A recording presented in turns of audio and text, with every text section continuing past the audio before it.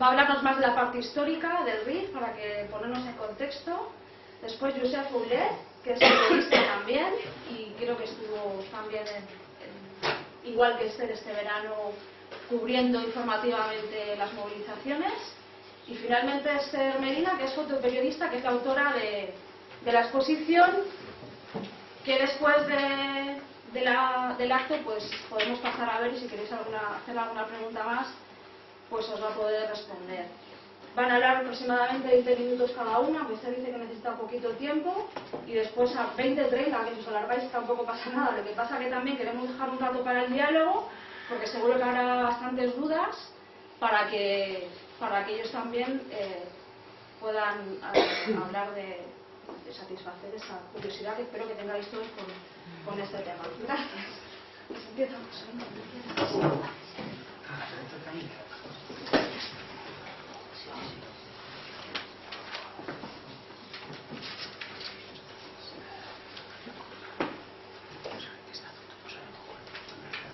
Buenas tardes.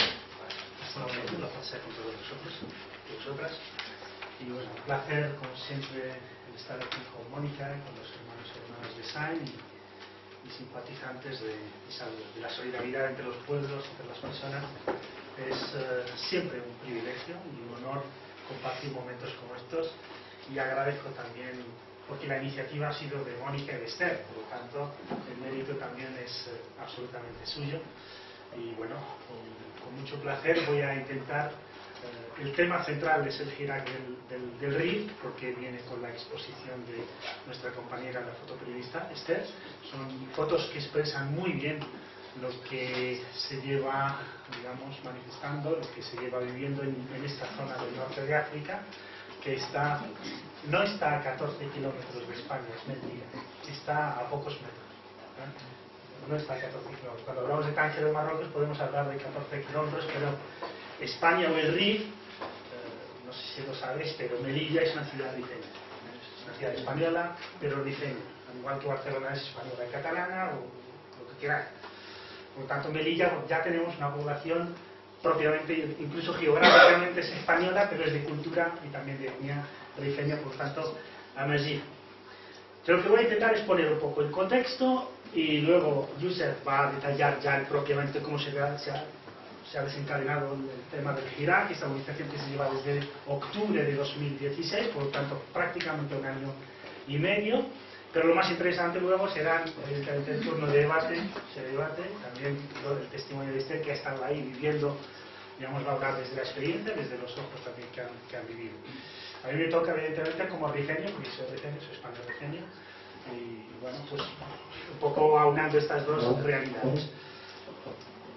Para empezar, digamos, la historia de esta zona de Marruecos, que por cierto no es una zona, el RIF forma parte de un contexto mucho más amplio. Hablaremos de la particularidad que es el RIF, pero siempre voy a hablar antes del contexto del que forma parte. Por tanto, voy a hablar a nivel de historia de algunos momentos históricos muy importantes para lo que es el pueblo amazigh, el pueblo bereber. Los amazighes prefieren que se les llame prácticamente amazigh, como ellos se autodenominan, porque bereber viene de bárbaro, que quiere decir bárbaro, que para los griegos y para los romanos, el que no era griego y el que no era romano, pues era bárbaro, era sinónimo. Por desgracia hay gente que sigue pensando, según este esquema, en pleno siglo XXI, y parece mentira, pero es así. Y bueno, también agradezco a las compañeras, a Yusuf, que ha respondido inmediatamente a la invitación, y también a los dos que estáis aquí. Agradezco también a Onda de Madrid. Y bueno, pues yo creo que esto se enmarca, esa frase también lo dice en el contexto de que, bueno, hace falta ya no es suficiente con entender la realidad local de cada país, de cada pueblo, de cada ciudad, sino que actualmente vivimos en un mundo global, que si no tenemos la perspectiva global, difícilmente podríamos entender un poco la realidad local de las cosas, tanto de pueblos como... Muchas veces estallan fenómenos en el RIF, o en Túnez, o en Sudáfrica, o en Burkina Faso, o en Argentina, y creemos que es una cosa de... No, muchas veces no, casi siempre tiene algo que ver con decisiones que se toman muy lejos de ahí. Puede ser Madrid, puede ser Washington, puede ser París o Londres, etc. Por lo tanto, es muy importante entender esta perspectiva global y porque también los que oprimen a los pueblos actualmente ya no se sitúan geográficamente en un sitio, ya son globales, por lo tanto también la respuesta tiene que ser global. Por eso yo comparto siempre esa frase del Foro Social Mundial: piensa globalmente y actúa localmente. Yo creo que responde muy bien a la realidad global que vivimos actualmente.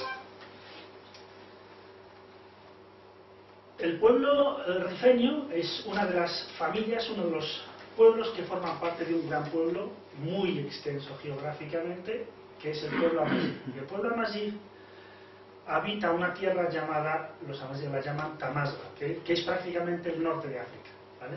El primer mapa sería este, ¿no? Todos estos países, toda esta geografía que veis aquí, evidentemente Egipto no todo, Egipto prácticamente solo el límite donde pone Siwa, que es un gran oasis de gente amazigh, y hasta eso al este.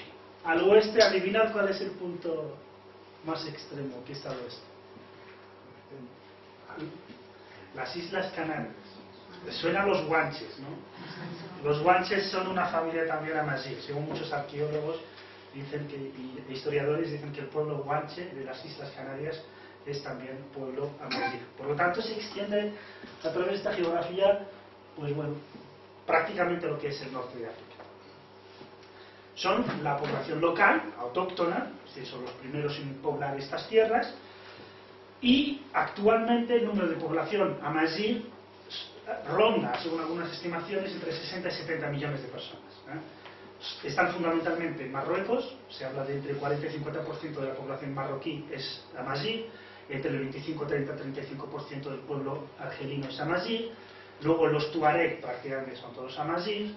Los tuaregs, como sabéis, son nómadas del desierto y prácticamente se les intenta poner fronteras, pero en su cultura no tienen frontera porque van prácticamente del este al oeste según la estación del año, pero están sufriendo muchísimo a causa de los militares y la policía fronteriza de los estados modernos, de los estados que les intentan decir: deme usted su pasaporte. Sí, yo nunca quiero pasaporte, no hay ninguna nacionalidad que nos diga pues que todo esto es un país, lo habéis dividido vosotros, pero nosotros seguimos viviendo. Pues es uno de los problemas que se han originado con la división de Sykes-Picot.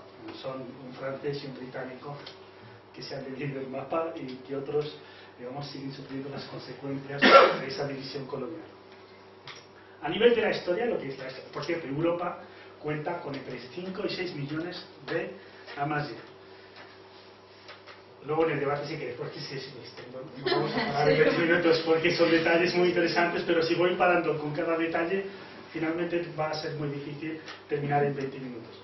Pero, digamos, hablemos las causas, sobre todo el pueblo rifeño, es porque ha habido una represión tan cruel y tan, digamos, extendida en el tiempo, sobre todo desde la ocupación española del Rif y la resistencia contra la ocupación española. Luego, cuando sale España, no se reconoce el nuevo régimen, porque el nuevo régimen es totalmente totalitario, es monárquico, absolutista. El líder famoso de los rifeños, Abdelkrim, que seguramente habéis estudiado con la guerra de Marruecos y Anouar, y a muchos nos caerá bien, pero bueno, son cosas, cada uno le toca un pan, no pasa nada. Eso, que no sé yo si se estudia eso. Bueno, pero Antena 3 creo que ha puesto también una serie ambientada por ahí, total, que la gente más entonces, digamos que no ha reconocido a la figura de Hassan II o de la monarquía, y luego de Hassan II no ha querido darle el beneplácito, y eso se ha traducido en una represión cruel, y la única salida era la violencia, no había medios, o salir fuera. Y el régimen marroquí facilitó, digamos, que la gente se fuera a Europa, y ya hay rifeños prácticamente desde los años 50-60 en Europa. Es decir, hay tercera o cuarta generación de franceses de origen rifeño, de holandeses de origen rifeño, y también de españoles, y sobre todo en las Islas Canarias, donde hay una colonia rifeña, pero que desde los 60 están ahí, son comerciantes, trabajadores y cristianos. Los amazigh también, por ejemplo, el calendario, si preguntáis por el calendario, que creo que estamos por 2968, si no me equivoco, por ahí.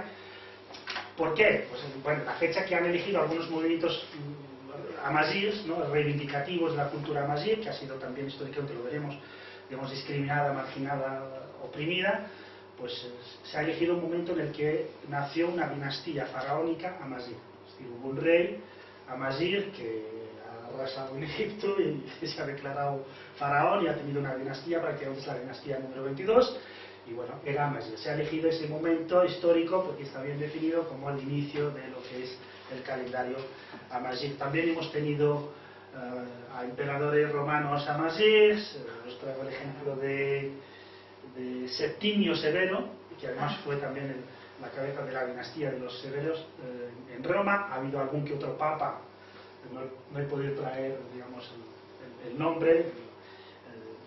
Ha habido, digamos, que la interacción entre el pueblo amazigh norteafricano y las potencias de la región, históricamente, tanto con los fenicios, griegos, faraones, con los romanos, luego con los árabes, ha sido una interacción siempre primero de resistencia, de lucha, y una vez que se consigue ese respeto ha sido más o menos de integración, de trato, de apertura. Y como os decía, geográficamente, pues bueno, va desde el oasis de Siwa en Egipto hasta las Islas Canarias. Históricamente, lo que es la estructura de organización sociopolítica de los Amazigh ha sido el sistema tribal, que ha sido prácticamente en todas partes. Estoy hablando de una época muy antigua. Os he dicho que prácticamente se dice que los Amazigh habitan el norte de África desde los 6.000 a 8.000 antes de Cristo. Por lo tanto, estamos hablando de un periodo muy largo, y en donde estas tribus eran una especie de lo que llaman repunarquías. Es decir, eran monarquías, eran reinos, pero el rey era elegido asambleariamente. No había, digamos, dinastías, sino que había elección de reyes y de reinas también. Es decir, también se habla de la cultura amazigh como matriarcal. Es una cultura también muy oral, no han dejado muchos testimonios escritos. Es decir, hay monedas, es verdad, sobre todo en la época del rey Masinisa, se han acuñado monedas, pero lo que es realmente la literatura, el idioma, la lengua, lo que realmente es una tradición escrita, no han dejado mucho los Amazigh, incluso hasta la actualidad. Es hasta el siglo, prácticamente la segunda mitad del siglo XX y hasta la actualidad, que es cuando muchos, digamos, Amazigh, ya con un nivel intelectual importante, con una carrera universitaria, etcétera, han dicho: oye, esto va desapareciendo y por tanto hay que conservarlo. Entonces ahora sí que empieza a haber una literatura propiamente amazigh. Y ha sido justamente, porque he dicho, en la segunda parte del siglo XX, porque con la independencia de los países árabes, de los países del norte de África, claro, sale Francia, sale el Reino Unido, sale España de esta zona geográfica. Por lo tanto, estos pueblos han tomado, entre comillas, que siguen en realidad dependiendo de las metrópolis, pero digamos, más o menos se puede decir que ahora tienen soberanía, son miembros de la ONU.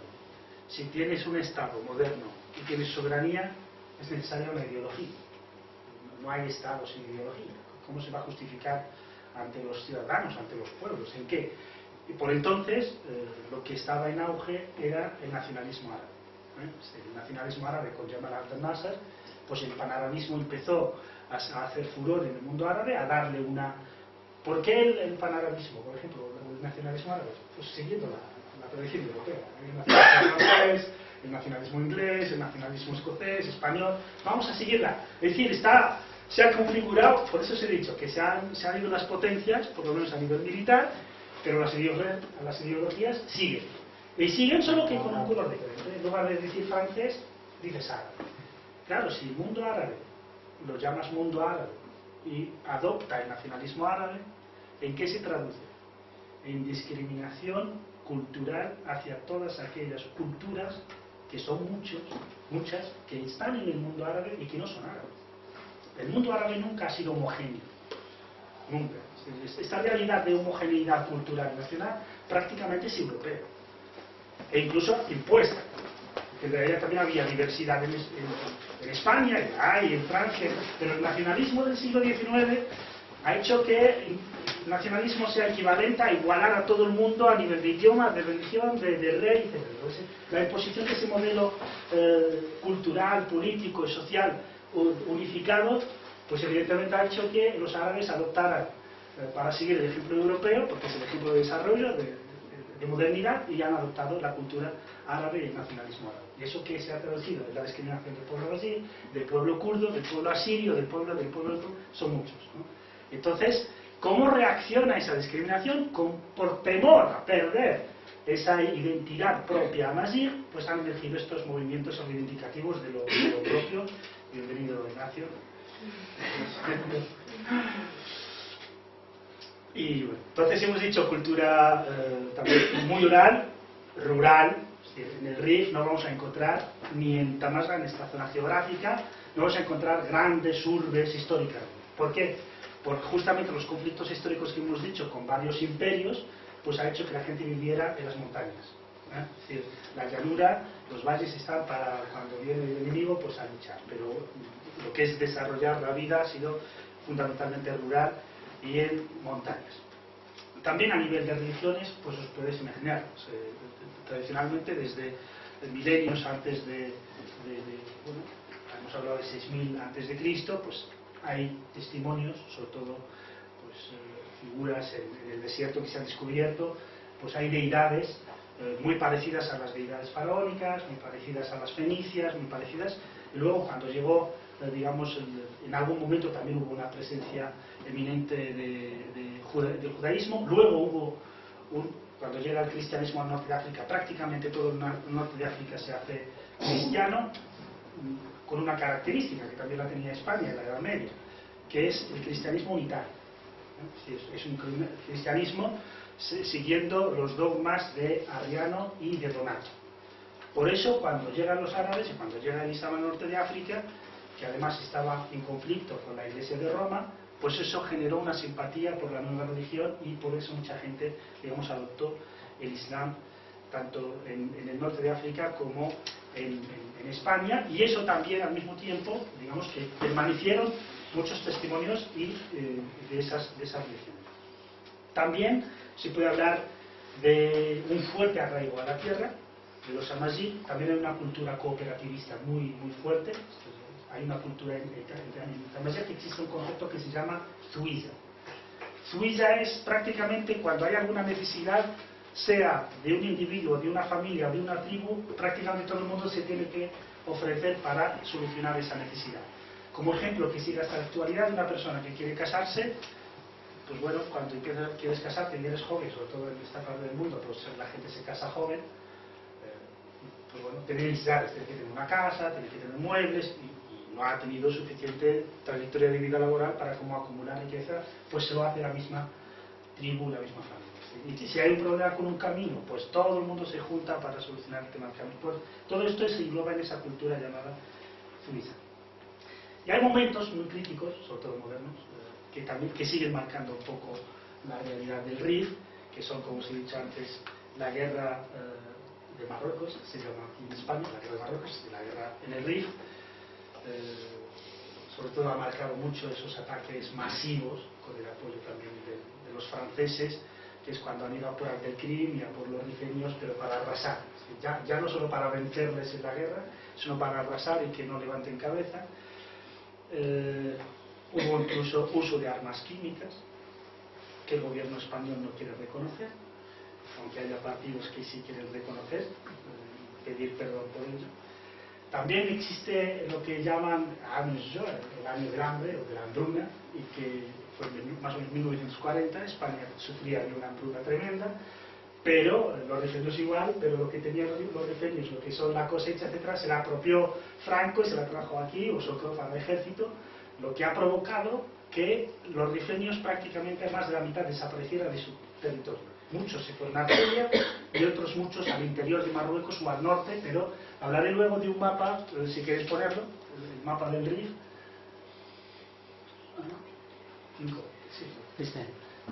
Aquí está respetando para aquellos que dicen que cada vez Marruecos no es marroquí, pero bueno, estamos tal como dice la ONU, hay que poner una ahí para solucionar.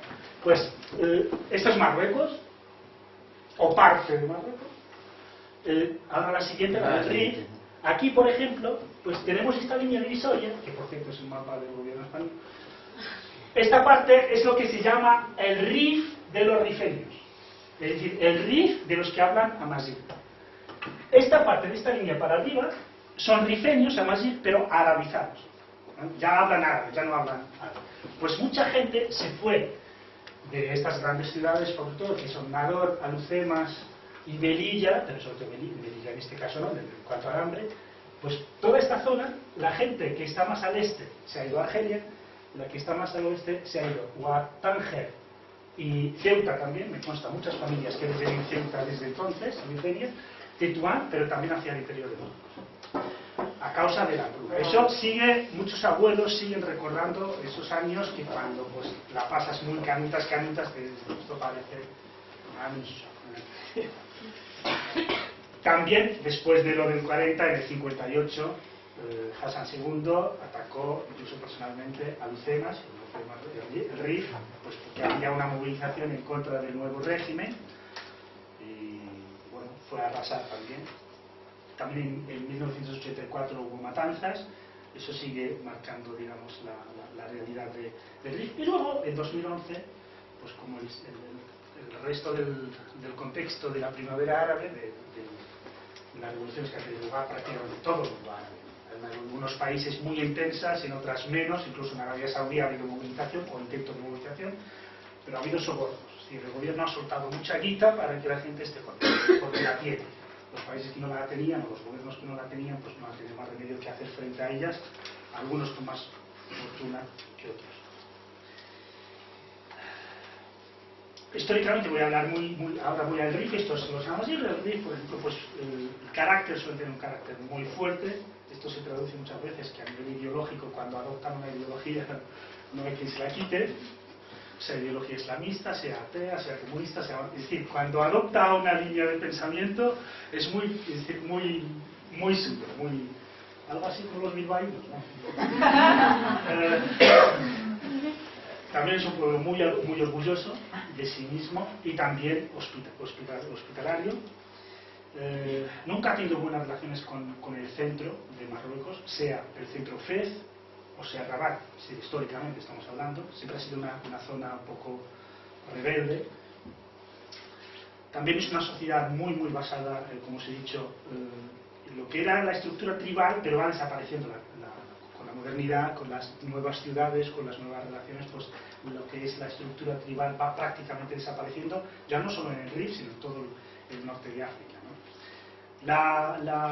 La presencia de la mujer o el carácter de la mujer rifeña también es un carácter muy fuerte, es decir, no es una mujer que va a la sombra o no, tiene un carácter muy fuerte. Generalmente la sociedad es conservadora, pero conservadora y al mismo tiempo como muy guerrera, muy luchadora, muy... La población rifeña se calcula también alrededor de los 5 millones, lo que no sé, lo reconozco, es si los 5 millones están en el Rif o se incluyen los que están en el Rif y los que están fuera. Porque prácticamente la mitad o más de los rifeños vivimos fuera, estamos fuera.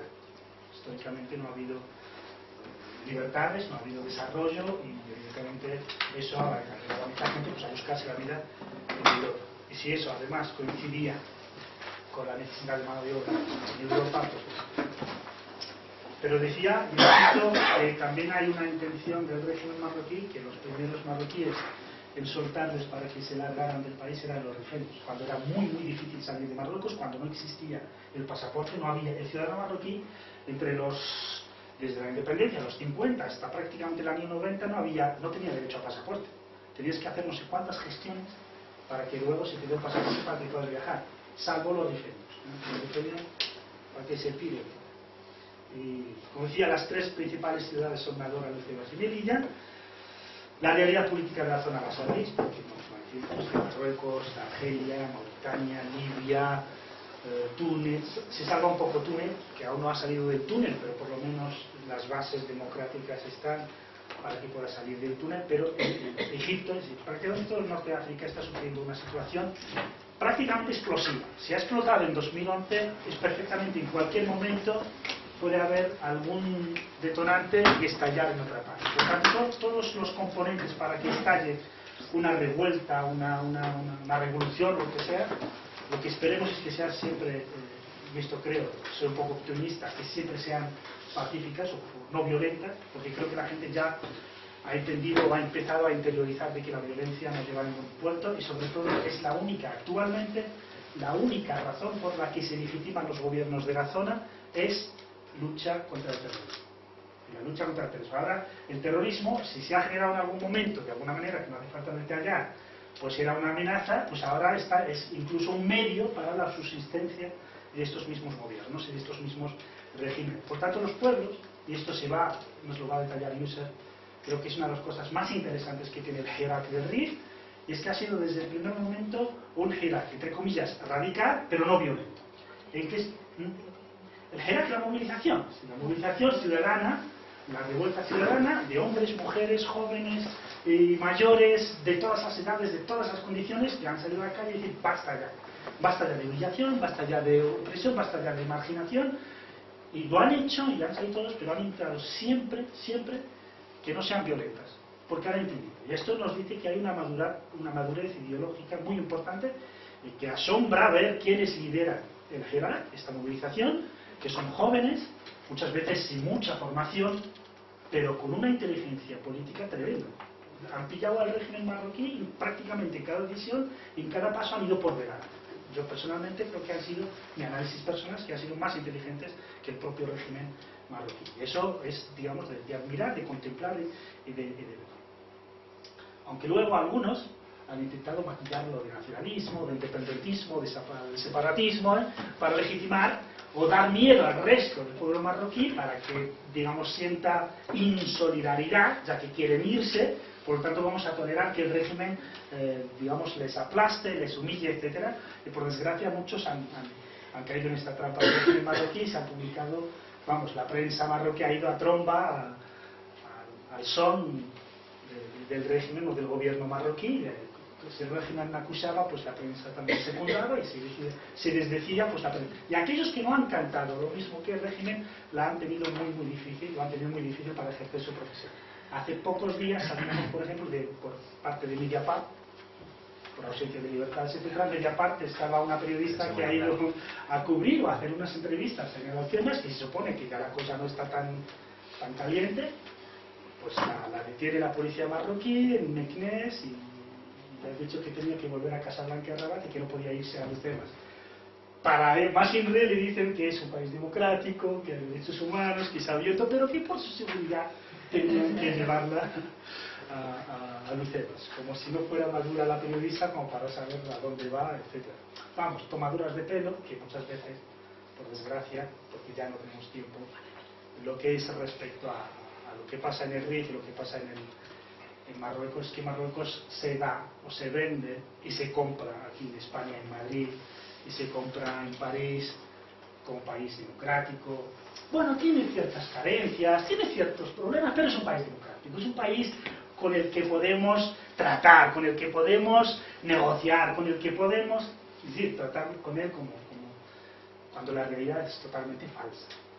De hecho, yo no descarto que prácticamente el teatro democrático, lo que se llama en Marruecos el teatro, es decir, tenemos parlamento, tenemos senado, tenemos un gobierno, primer ministro, tenemos instituciones, tenemos todo eso, no tengo la menor duda de que es diseño europeo y sobre todo francés, para justificar ante la propia opinión francesa pública, la opinión pública europea, España, etcétera, que estos gobiernos mantengan unas relaciones de privilegio con el gobierno marroquí. Pero esto no es exclusivamente de Marruecos, lo hacen con todos los países del tercer mundo. Es decir, el tercer mundo está siendo explotado, pero bueno, pues con una apariencia amable, con una apariencia pues de legalidad, para que no tengamos nosotros como europeos, digamos, esa mala conciencia de que estamos apoyando dictaduras, de que nuestras empresas están robando las riquezas de otros países, de otros pueblos, etc. Digamos que la conclusión podría ser esa. Entonces tenemos bueno, total, los detalles que son tantos. El régimen, por ejemplo, en Marruecos constitucionalmente, el rey es todopoderoso. Sencillamente, el rey manda, corta y pincha y hace lo que quiere. Es más, si siguen las crónicas que escribe Ignacio Cembrero, el periodista aquí compañero, veréis que el rey pasa más tiempo fuera de Marruecos que dentro de Marruecos. Pero las decisiones no se pueden tomar hasta que esté él, tanto para echar a alguien o para emitir a alguien o para firmar cualquier cosa. todo depende. Los colectivos responsables habrían denunciado a Marruecos ante la ONU o ante la Haya, porque ha habido casos de llevar a personas subsaharianas en autocares desde la frontera de Melilla hasta el desierto y tirarlos al desierto, literalmente, lo cual es una violación flagrante. Toda esta realidad, digamos en definitiva, lo que nos lleva, esta economía mafiosa, este régimen feudal y corrupto, etcétera, nos lleva a que la situación sea muy frágil, muy frágil.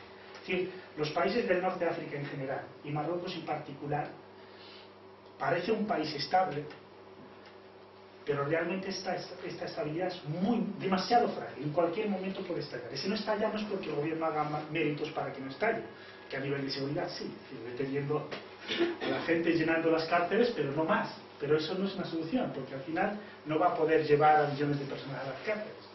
Tampoco tiene voluntad de cambiar el equilibrio de los poderes. Es decir, no hay voluntad de ceder el poder al pueblo, ni siquiera compartirlo, porque sabe que compartirlo acabará pues, con esos privilegios que actualmente tiene el régimen y sobre todo el rey. Por lo tanto, digamos, el pueblo se está organizando. Estamos hablando ahora del RIF, pero estos días está Gerada, es una región minera, está también al pie del cañón. Sidi Ifni hace poco tiempo, Dimizik hace nada. Es decir, las movilizaciones solo en 2016 en Marruecos ha habido más de 7.000 movilizaciones sociales. Y las mareas que hemos tenido, 2016, las mareas que hemos tenido aquí en España, marea verde, blanca, las hay también en Marruecos, las hay. Es decir, hay protestas por todas partes, manifestaciones por todas partes y todas, gracias a Dios, son no violentas, que reclaman derechos.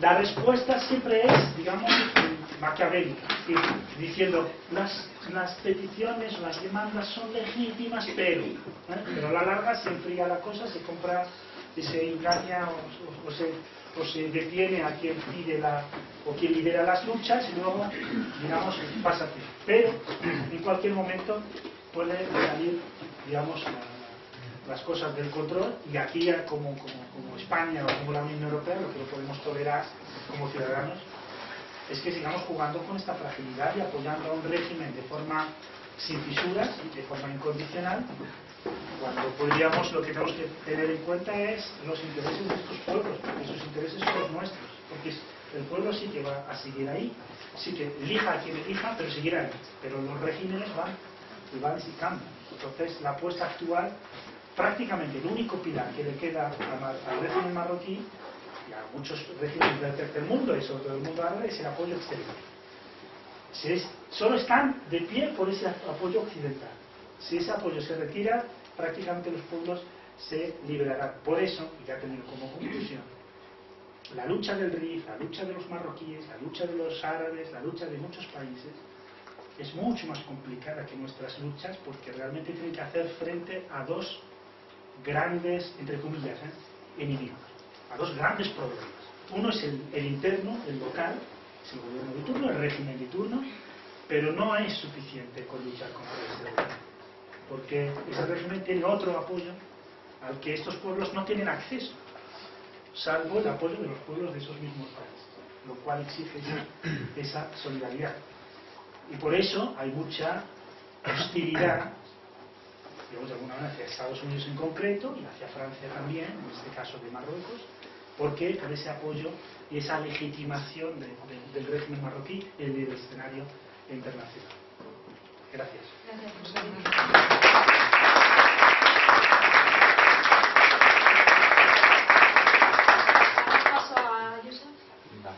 Yo viendo el mapa siempre me ha entrado un poco la duda, bueno, no creo que es una duda, porque este es un mapa, es el mapa colonial al fin y al cabo, ¿sabes? Siempre que hablamos del RIF estamos utilizando el mapa del protectorado, lo que da una imagen de hasta qué punto nuestros límites se marcan desde fuera, ¿no? Bueno, decir que no sé si vas a volver a Marruecos, pero con el mapa que has puesto antes del Sáhara ya no sé si iba a... Yo lo digo en público, si el Sáhara está en manos de la ONU. Bueno, a mí sí que me gustaría aprovechar antes de empezar a hablar, la misma razón por la que ha empezado esta charla, ¿no? Es hablar de los compañeros manteros, ¿no? A mí me habría gustado mucho preparar la charla de hoy, no la tengo preparada, por lo tanto me vais a perdonar si divago un poco, porque formo parte también de la Asociación de Sobre Racismo Madrid, llevamos 72 horas en las calles de Lavapiés, atendiendo a los medios, atendiendo a las personas afectadas y formando parte de las movilizaciones, ¿no? Y denunciando que su muerte pues que no es un hecho aislado, sino que responde a unas políticas, que son las políticas racistas del Estado español. Por mucho que haya fieles que se están levantando a escuchar esto de que España es racista, ¿no?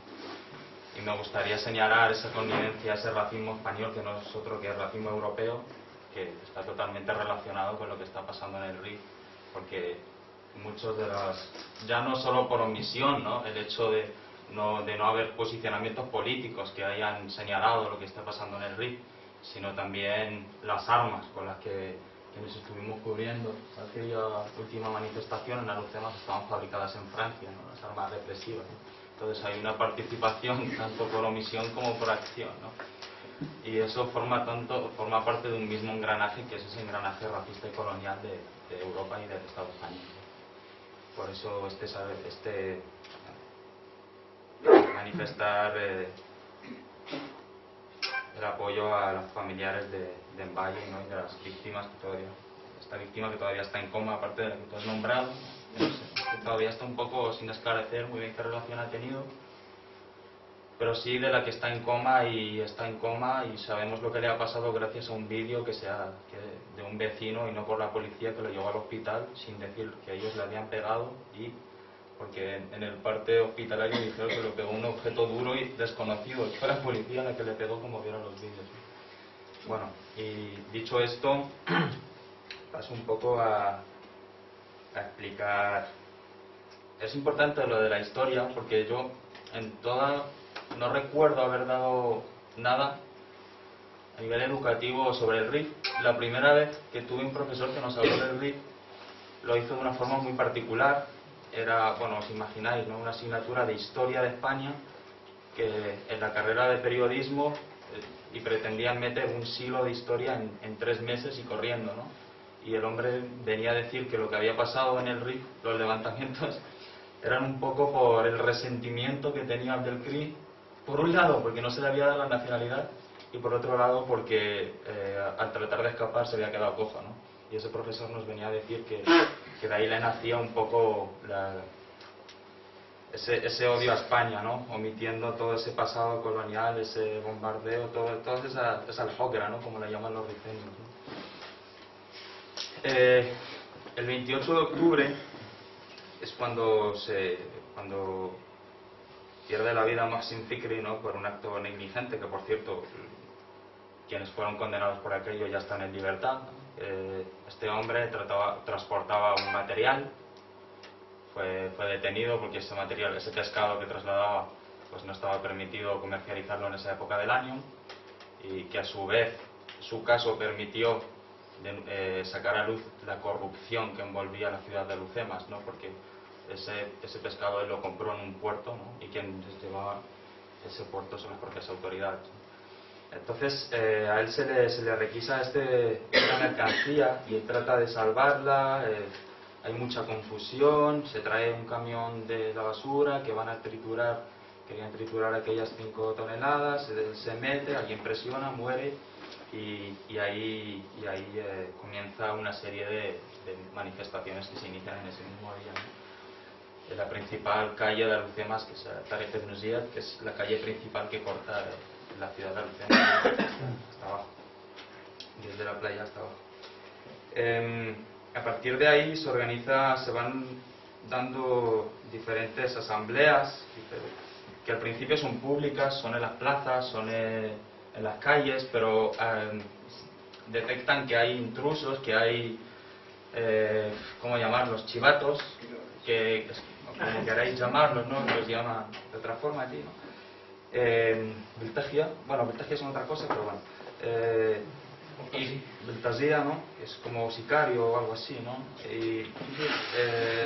Y por ese motivo se empiezan a hacer esas asambleas en restaurantes, en terrazas, un poco más cerradas, un poco controladas, ¿no? Pero son asambleas en todo momento que son abiertas, que es un pueblo, una ciudad que se conocen entre todos, ¿no?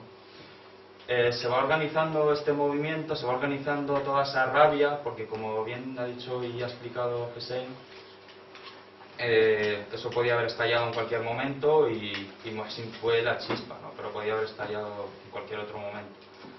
Motivos había de sobra, ¿no? Y se empieza a ver una mayor organización, hay una manifestación que coincide con el Día de los Derechos Humanos Europeos, que no sé si es el 10 de octubre, creo, donde salen decenas de miles de personas, incluso más de los que hay en la propia ciudad, ¿no? Porque lo que ha caracterizado estas movilizaciones son el hecho de que de todos los pueblos vinieran, ¿no?, a participar a la manifestación de una ciudad, ¿no? Y hay imágenes que son realmente escalofriantes, ¿no?, de la cantidad de personas que hay allí manifestando, ¿no? Sacan ellos un documento a lo largo de los meses de asambleas y de tal, donde manifiestan sus principales demandas, ¿no? Y son demandas que se parecían mucho, no sé si habéis escuchado el movimiento 20 de febrero del 2011, pero bueno, hablaban un poco de dignidad al fin y al cabo, de derechos, de libertades, en fin, ¿no?, de una mayor democratización, ¿no?, de esa democratización que en su momento, en el 2011, se hablaba de una monarquía constitucionalista, ¿no?, y luego pasó a ser una monarquía constitucionalista sobre el papel solo, ¿no? Y entonces, a partir de ahí, pues ya se empieza a notar la presencia de esos Beltazía cuando el movimiento ya está ocupando, sale de Alucemas, en Nador, el 25 de diciembre, ¿no?, cuando aquí estábamos celebrando la Navidad, el movimiento, las personas integrantes, las caras visibles de ese movimiento marchan a Nador y allí hacen una asamblea en la calle, y allí son atacados por individuos que llevaban banderas monárquicas y la bandera oficial de Marruecos y retratos de Mohamed VI, ¿no? Directamente, si tú ves esas imágenes de esas personas atacándolas con machetes, que hubo 3 heridos, ¿no?, si tú ves esas imágenes y tienes un poco la copla de lo que pasó en el 2011, ves que es un mismo procedimiento, ¿no? Son los mismos individuos con las mismas formas de actuar, personas que van a reventar una asamblea, ¿no?, y que su forma de reventar esa asamblea es a través de acusándolos o de no ser al final y al cabo marroquíes y de querer desintegrar Marruecos por esa necesidad de llevar banderas de Marruecos y retratos de Mohamed VI, ¿no? Hay un documental que tiene sus más y sus menos, ¿no?, que se llama Mimajes de Millón, de Nadir Busmuh, que habla muy bien de estos individuos, de estos Beltazía, ¿no?, cómo reventaron, cómo contribuyeron a reventar los movimientos del 2011. Al principio el gobierno, pues un poco como los medios de comunicación, la segunda parte de lo que voy a hablar lo voy a centrar en los medios de comunicación, así que lo dejamos para después. Para el principio el gobierno pues no sabe muy bien cómo actuar, ¿no? Hay un momento en el que reconoce las demandas legítimas, ¿no? Dice que el pueblo tiene legitimidad de seguir de esas demandas, ¿no? Pero igual que ha dicho con Zerata, ¿no?, hace 3 días había movilizaciones, decía que prohibían toda manifestación porque había individuos que estaban instrumentalizando las movilizaciones legítimas, ¿no? Pues un poco pasó lo mismo, se hablaba de demandas legítimas, pero no tenían que manifestarse. Mientras estaban diciendo que eran demandas legítimas, estaban enviando miles y miles de autoridades a la ciudad de Alucemas, que montaron un campamento militarizado con tiendas hospitalarias para atender a las autoridades. Y en ese proceso, que os he resumido así de forma muy rápida, luego si queréis en el debate pues entramos más a detalle, llega hace justo un año casi, se produce el inicio de las detenciones, al principio con la excusa de que Nasser Zefzafi, que es el aparente líder del movimiento, con la excusa de que interviene en un sermón, un sermón que sería, para que nos entendamos, ¿no?, un sermón en una mezquita, interviene, de alguna forma arenga, agrede verbalmente, ¿no?, según decían, al imán, que estaba de alguna forma criminalizando las protestas en ese momento, y eso pues está penado constitucionalmente. Van a por él, le detienen, pero ¿qué sucede? Que En cuanto le detienen, que al principio no pueden detenerlo porque hay toda una población congregada a las puertas de su casa, de hecho hay vídeos, ¿no?, de lo que está él en el tejado denunciando, ¿no?, mientras la policía viene y lo están intentando detener. Cuando comienzan las detenciones empezamos a ver que a quienes se va a detener es como si hubiese una lista. Es verdad que hay detenciones indiscriminadas, se detiene a cualquier individuo que tenga algún tipo de relación, pero hay personas marcadas que son las que en primera instancia se detiene y que hoy en día están en Casablanca, ¿no?, que son 54 personas, si no me equivoco, por formar parte del núcleo del Herak, ¿no?, Herak Shabi, el movimiento popular del Rif, y que son las que hoy están encarceladas y procesadas en un proceso que continúa todavía, ¿no? Y que hace un par de días publicaba primero,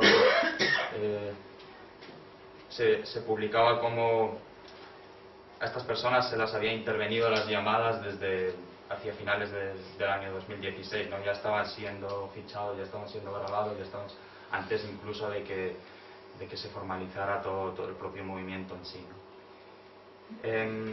Entonces, estoy siendo muy general, disculpadme.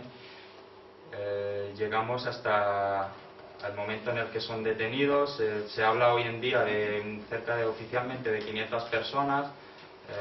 Allí se manejan la gente activista o las propias personas que están allí manejan otras cifras que van de 1000 para arriba.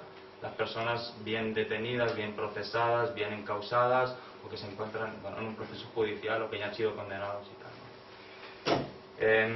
Los cargos son muy diversos, a los periodistas los contaré ahora, ¿no? Pero principalmente manifestarse sin autorización, agredir a las autoridades, formar parte de una banda criminal porque es considerado una banda criminal, el propio movimiento, y las penas de cárcel, pues como estamos viendo, van desde los 3-8 meses hasta los 20 años que se condenan a algunas personas, ¿no? Y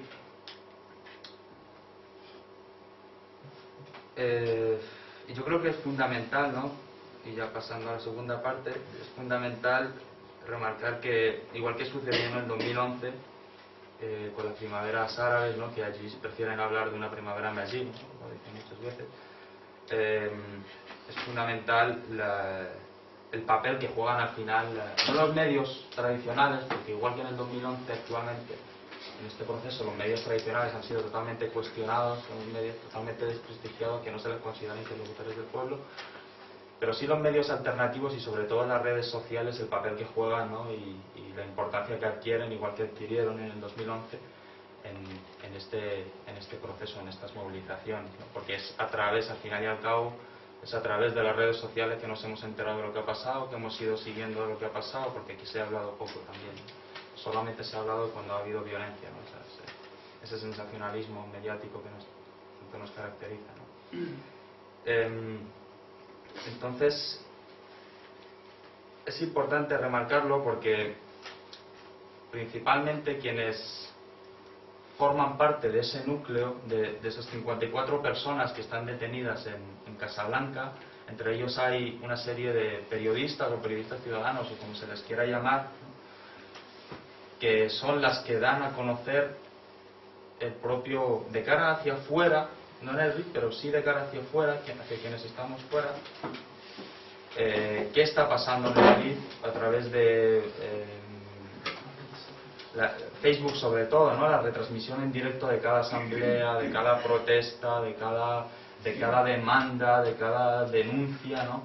Y es importante también el papel que juegan porque se acude a lugares en los que el gobierno nunca ha llegado, ¿no? Se va a los montes, se va a los pueblos que están abandonados, se les escucha, se les incluye, y es un movimiento que va aglutinando todo eso, y quienes nos van contando eso son estas personas que están dedicadas al 100% en retransmitirlo de alguna forma, ¿no? Estas personas, ahora diré los nombres, pues también son a los primeros a por los que van cuando empiezan las detenciones, y son los primeros a los que se silencia, ¿no?, para que se dejen de hablar. Que creo que si le das en bucle no sé si se puede dar en bucle. Pero no cambia la imagen, ¿no? Sí, sí que cambia. Pues entonces tengo mal el reproductor o algo, o este vídeo no era. Sí, ese es el vídeo, pero no... Bueno, Es que no cambia de ahí. Ya lo he probado varias veces y a lo mejor con otro reproductor, si no, bueno, tampoco... Sí, lo intento. Sí, por favor. Y...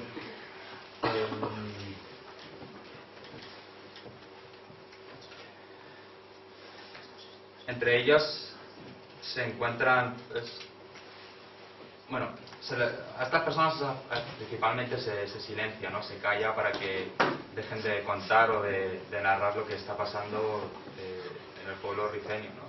Sobre todo por la movilización, la organización que ha, sobre todo en un inicio, ¿no? De la diáspora rifeña. Hay toda una serie de comisiones de apoyo a nivel estatal, pero a nivel europeo, ¿no? Grupos integrados principalmente por rifeños que están en Europa y que están siguiendo todo lo que está pasando allí y que hacen un apoyo, ¿no? En eso que decía Hussein, de ese apoyo que tiene que venir sobre todo desde fuera, ¿no? Entonces a estas personas se las detiene. Es mucho más ilustrativo si lo vamos viendo, pero bueno, si no pasa nada. Y pues voy a nombrarlos. En algunos sí que me voy a detener, pero en otros simplemente los voy a nombrar. Del que más voy a hablar es de Mohamed Lasrehi, porque le conocí y tuve contacto con su familia, y también porque es una persona conocida, es un chico muy joven que no es periodista, principalmente porque le negaron el acceso. Él decía que por ser rifeño, ¿no? A la universidad a la carrera de periodismo en la universidad, ¿no? Pero que él ya se hizo famoso en el 2011 porque él hacía una cobertura de las movilizaciones de lo que estaba pasando entonces, y se hizo famoso porque grababa cómo las autoridades de noche reventaban el mobiliario urbano y privado y robaban de los locales, de los comercios, ¿no? Por eso quisieron procesarlo, no pudieron procesarlo, pero es muy curioso, ¿no? Porque esto mismo ha pasado ahora, ¿no? Hay un montón de grabaciones de cómo se aprovecha todo este contexto para reventar mobiliario urbano y también para llevarse cosas para robar, vamos. Que también hay que denunciar lo poco que cobran los policías comparado con lo que se estaba cobrando aquí, lo que se les están subiendo aquí. En comparación con los profesores, maestros, médicos, bueno, es más sin duda, siempre hay que tenerlos contentos. Oye, perdona, sí. En la misma carpeta tienes dos vídeos. Hay uno que tiene 100K, que es muy poquito. Ese no es. Ese es el que me has copiado. Sí, es este, pero no se está reproduciendo. Pues yo creo que en el pincho también le tienes capado. Es que lo utilicé hace 3 días, estaba bien. Estaba bien, que es el reproductor. Así que no pasa nada, no hay problema. Mohamed Lasrehi, se estaba contando, se hizo famoso entonces porque además él formaba parte de ese movimiento y intentaban procesarle también porque tras el asesinato de Kamel Hosseini es un activista del movimiento 20 de febrero.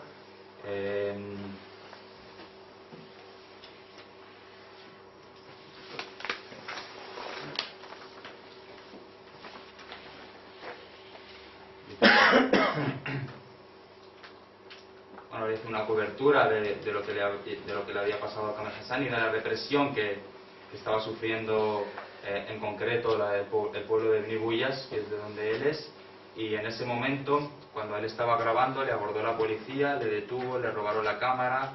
Bueno, él cuenta que consiguió sacar el material porque se había sacado la tarjeta de memoria antes, ¿no? Y pudo esconder el material que tenía grabado, pero se le encontró al día siguiente en un hospital con los huesos partidos prácticamente, ¿no?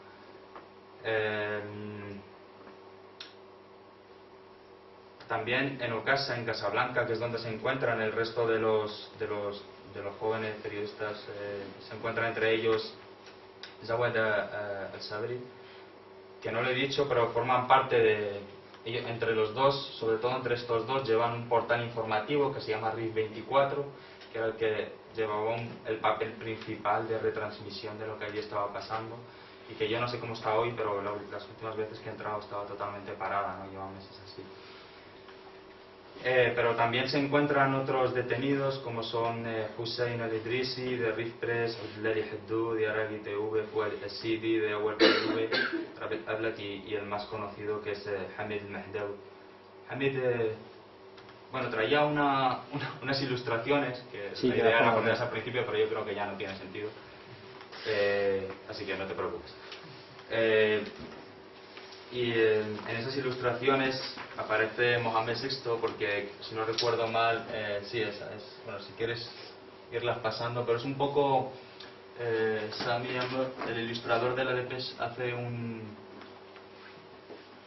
va recogiendo de forma ilustrativa el proceso a través del cual se ha desarrollado el Hirak, y lo va dibujando, ¿no? Y en la última ponencia de todas, porque esto lo publican en agosto, si no recuerdo mal, la última ponencia de todas es la de Mohamed VI, porque es cuando él da un indulto real, el 30 de julio, hace un indulto real, es la celebración de la coronación, si no recuerdo mal, y hace un indulto real en el que una de las personas indultadas es también un periodista, que es Mohamed Hilali, y él llevaba también un portal informativo en Facebook que se llama Rif Press. Ese es Mohsin Fikri. Y a este hombre se le detiene, es muy curioso porque Mohamed Hilali se le detiene después de dar una entrevista a Televisión Española en el que él denuncia la manipulación de los medios oficiales, y también habla de la falta de derechos de los periodistas en Marruecos, y se le detiene al poco, se le condena de forma muy rápida a 5 meses de prisión, pero en el indulto que se le da, que da el rey a unas determinadas personas, entre los que hay muy pocos rifenios de los que ya se ha detenido, pues él está incluido, y tengo que decir que desde entonces pues está un poquito callado, ¿no? Está muy tranquilo, el pobre, y ya no habla. También denunciar, ¿no?, a Televisión Española, que sacaron aquella entrevista, pero cuando se le detuvo no dijeron nada. Cuando le liberaron, sí, dijeron que lo había liberado, pero cuando lo detuvieron no, porque se le había detenido a raíz de la entrevista que le habían hecho. Él es el único periodista ciudadano, si me permitís la calificación, al que se libera, pero quedan otro que es más conocido, es periodista, que es el director de Badil Info, que es Hamid al-Mahdawi, es muy conocido. A Hamid al-Mahdawi se le detiene el 20 de julio mientras participa en la última gran movilización en Alhucemas. Se condena a 3 meses de prisión. Acto seguido se le alarga la pena a 1 año de cárcel, pero eso no es su mayor problema, porque su mayor problema es que se le saca una conversación telefónica con una persona parece ser una persona europea, rifeña, pero que vive en Europa, que le dice que va a enviar armamento y tanques a Marruecos para generar una guerra dentro de Marruecos. Entonces el juez le dice a Hamid al-Mahdawi que por qué no alerta al Estado de esto, ¿no?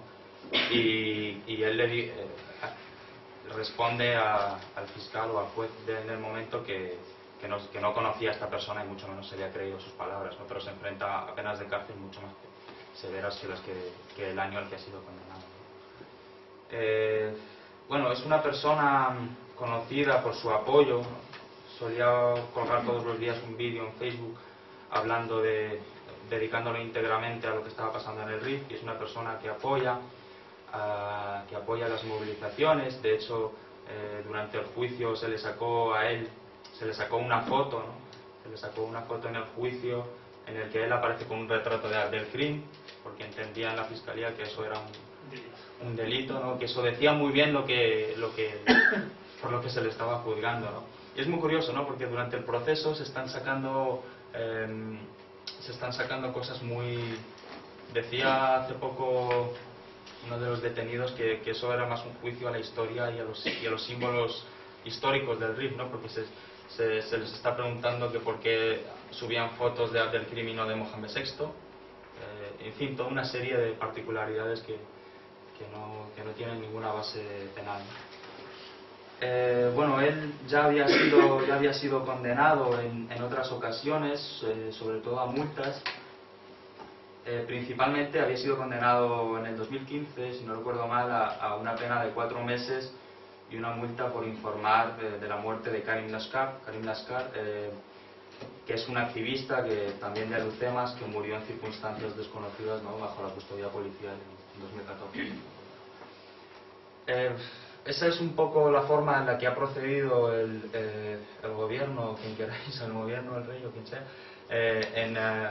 con los periodistas de dentro, ¿no?, del RIF. Pero también ha tenido una forma de proceder hacia los periodistas de fuera, hacia los periodistas que iban a cubrir las movilizaciones, ¿no? El mismo 20 de julio, lo hablaba antes con usted, ¿no?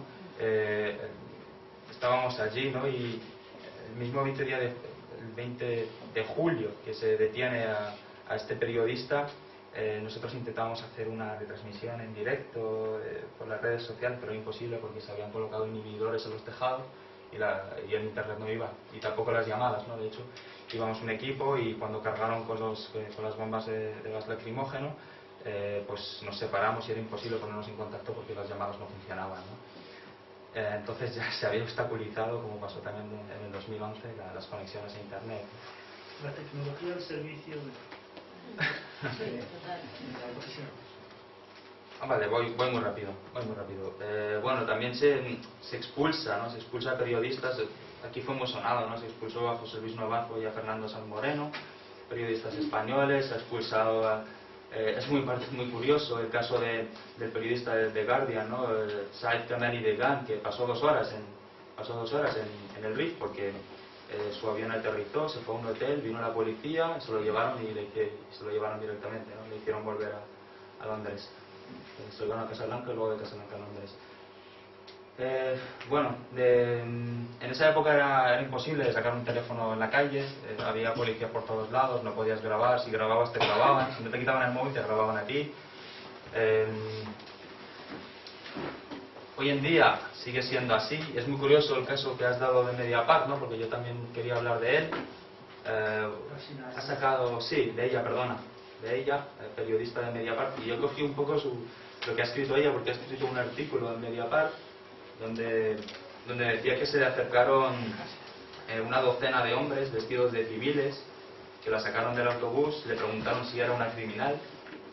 Después la llevaron a una oficina de vidrio en las inmediaciones de la estación, le dijeron que volviera a Rabat o a Casablanca, que ellos le iban a pagar el boleto, y después le añadieron lo que ha dicho el compañero, ¿no? Que Marruecos es un Estado de Derecho, un Estado democrático, respetuoso con la libertad de prensa, y que es uno de los países que está llevando a cabo un proceso de democratización que no se está viendo en ningún otro sitio, ¿no? Pero que no podían dejarla ir a Alhucemas por su seguridad y no contra la libertad de prensa. Decía ella en este artículo de Mediapart, que no he podido leer íntegramente porque hay que pagar, y que su error principalmente era haber dicho en el aeropuerto que era periodista. Bueno, también podría hablar un poco de las redes sociales, ¿no? de Facebook, cómo se está condenando a muchas personas, se les está condenando por lo que han posteado. Muy curioso, ¿no? Cinco activistas en Taguis, que está a unos kilómetros de Alhucemas, fueron apresados por organizar una movilización contra una industria eléctrica, ¿no? Que había cortado los suministros, y fueron detenidos por hacer una convocatoria a una movilización en contra de esa industria, ¿no? Bueno, también hace unos meses era detenido el periodista Abdelkader Hor por su cobertura a las protestas del Cera, ¿no? Y el vídeo que se había traído pues eran un poco las imágenes de todos estos jóvenes, ¿no? Eso es, bueno, en las semanas de junio, de julio, ¿no? Esa foto es real, ¿no? Está convertida en ilustración, ¿no? La policía también lanzaba piedras. Ese es el día de mi indulto. el vídeo que os había traído en un vídeo de Reporteros Sin Fronteras, ¿no? Y con eso me gustaría acabar. Reporteros Sin Fronteras pues, señala que como hay un proceso gradual de recorte de libertades en Marruecos y periodística, de la libertad de prensa, pues hay unas líneas rojas que no se pueden tocar, ¿no? Que son el Islam, la monarquía y todo lo que envuelve a la monarquía y la cuestión del Sáhara, ¿no? Y Reporteros Sin Fronteras también añadía que hay un tema del que no se puede hablar ahora mismo, del que no se debería hablar, que es el RIF, que se tiene que quedar todo. Pongo el otro, el que pone julio 08, ¿no será ese? Ese es como le pegan una paliza a un periodista, así que no hace falta. Vale. Y bueno, y con eso ya cierro la ponencia.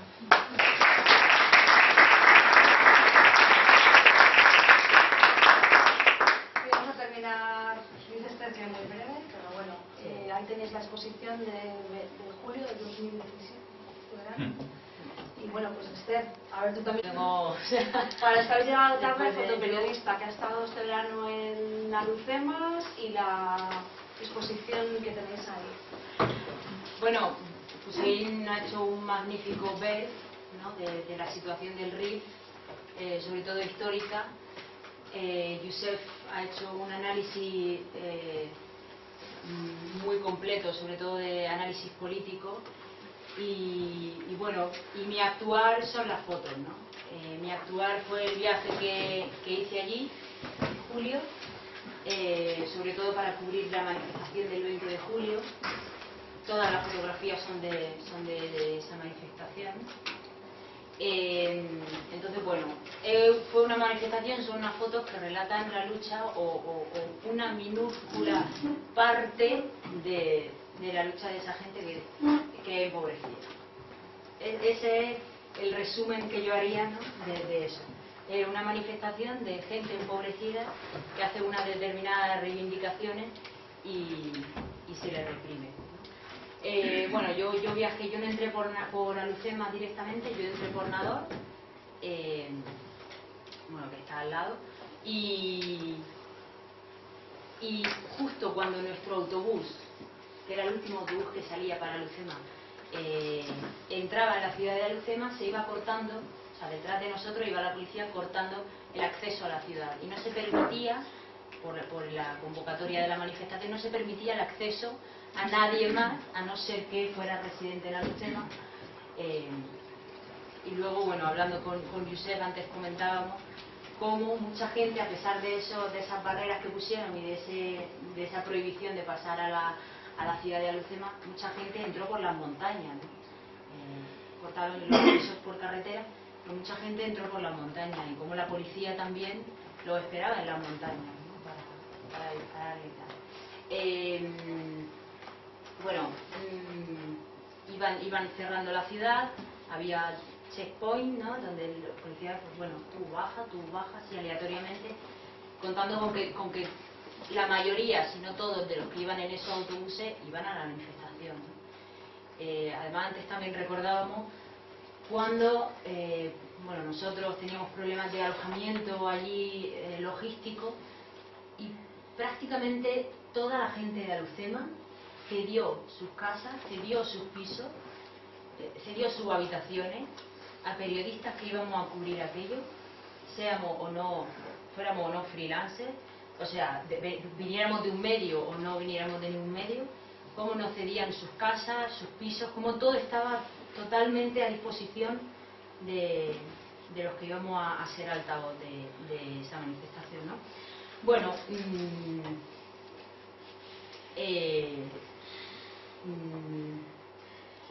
el tema de la mujer, ¿no? En esa manifestación me llamó mucho la atención, cómo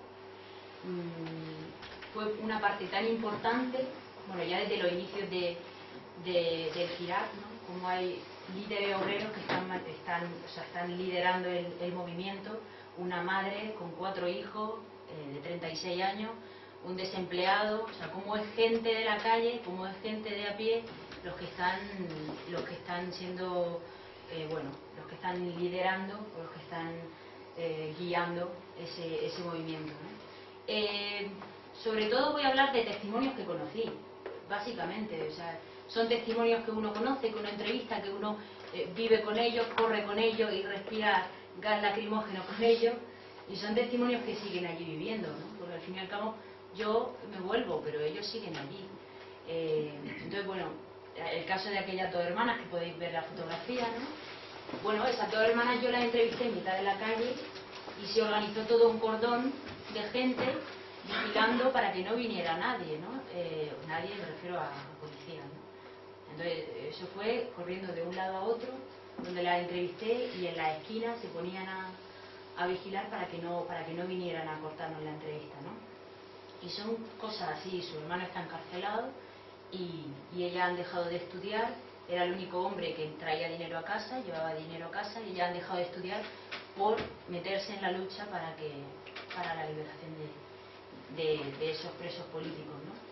También entrevisté a un familiar de Massim Fikri, que fue el pescador que habían contado un poco el que encendió la chispa del movimiento, un familiar suyo, y que encima tiene cáncer, tiene leucemia, está estudiando en una universidad de Tánger, no puede estudiar en Alucemas porque no hay universidad, que es una de las reivindicaciones que hacen, ¿no? Ellos decían, creo que está por ahí en algún pie de foto, queremos fábricas para trabajar y universidades para estudiar. O sea, que quieren estudiar y quieren trabajar, ¿no? Solo eso. Y esas niñas de ahí quieren estudiar también, ¿no? Pero bueno, entonces resulta que este chico pues tiene leucemia, tiene que ir, pagar un tratamiento, ir a Rabat, son 700 euros de tratamiento, que es el salario íntegro de su padre, que es el único que trabaja, que tiene 4 hermanos, en fin, se unen una serie de condiciones, ¿no? que hacen que a mí me resultara muy interesante entrevistarlo, contando su experiencia. Además, él hacía un medio análisis bastante potente, porque decía las causas del tema son la corrupción y la falta de voluntad política, ¿no? Bueno, una puede llevar a la otra, pero al final, si atacamos a las causas, es la corrupción y la falta de voluntad política. O sea, si esto está pasando es porque políticamente no hay voluntad de acabar con ello, ¿no? Entonces, bueno, la verdad que tampoco me quería extender mucho, porque, bueno, lo que luego hablar, si queréis que hablemos luego, pues si queréis que vayamos ya empezando un debate. Vale, muchas gracias por tu trabajo y por tu testimonio No, también.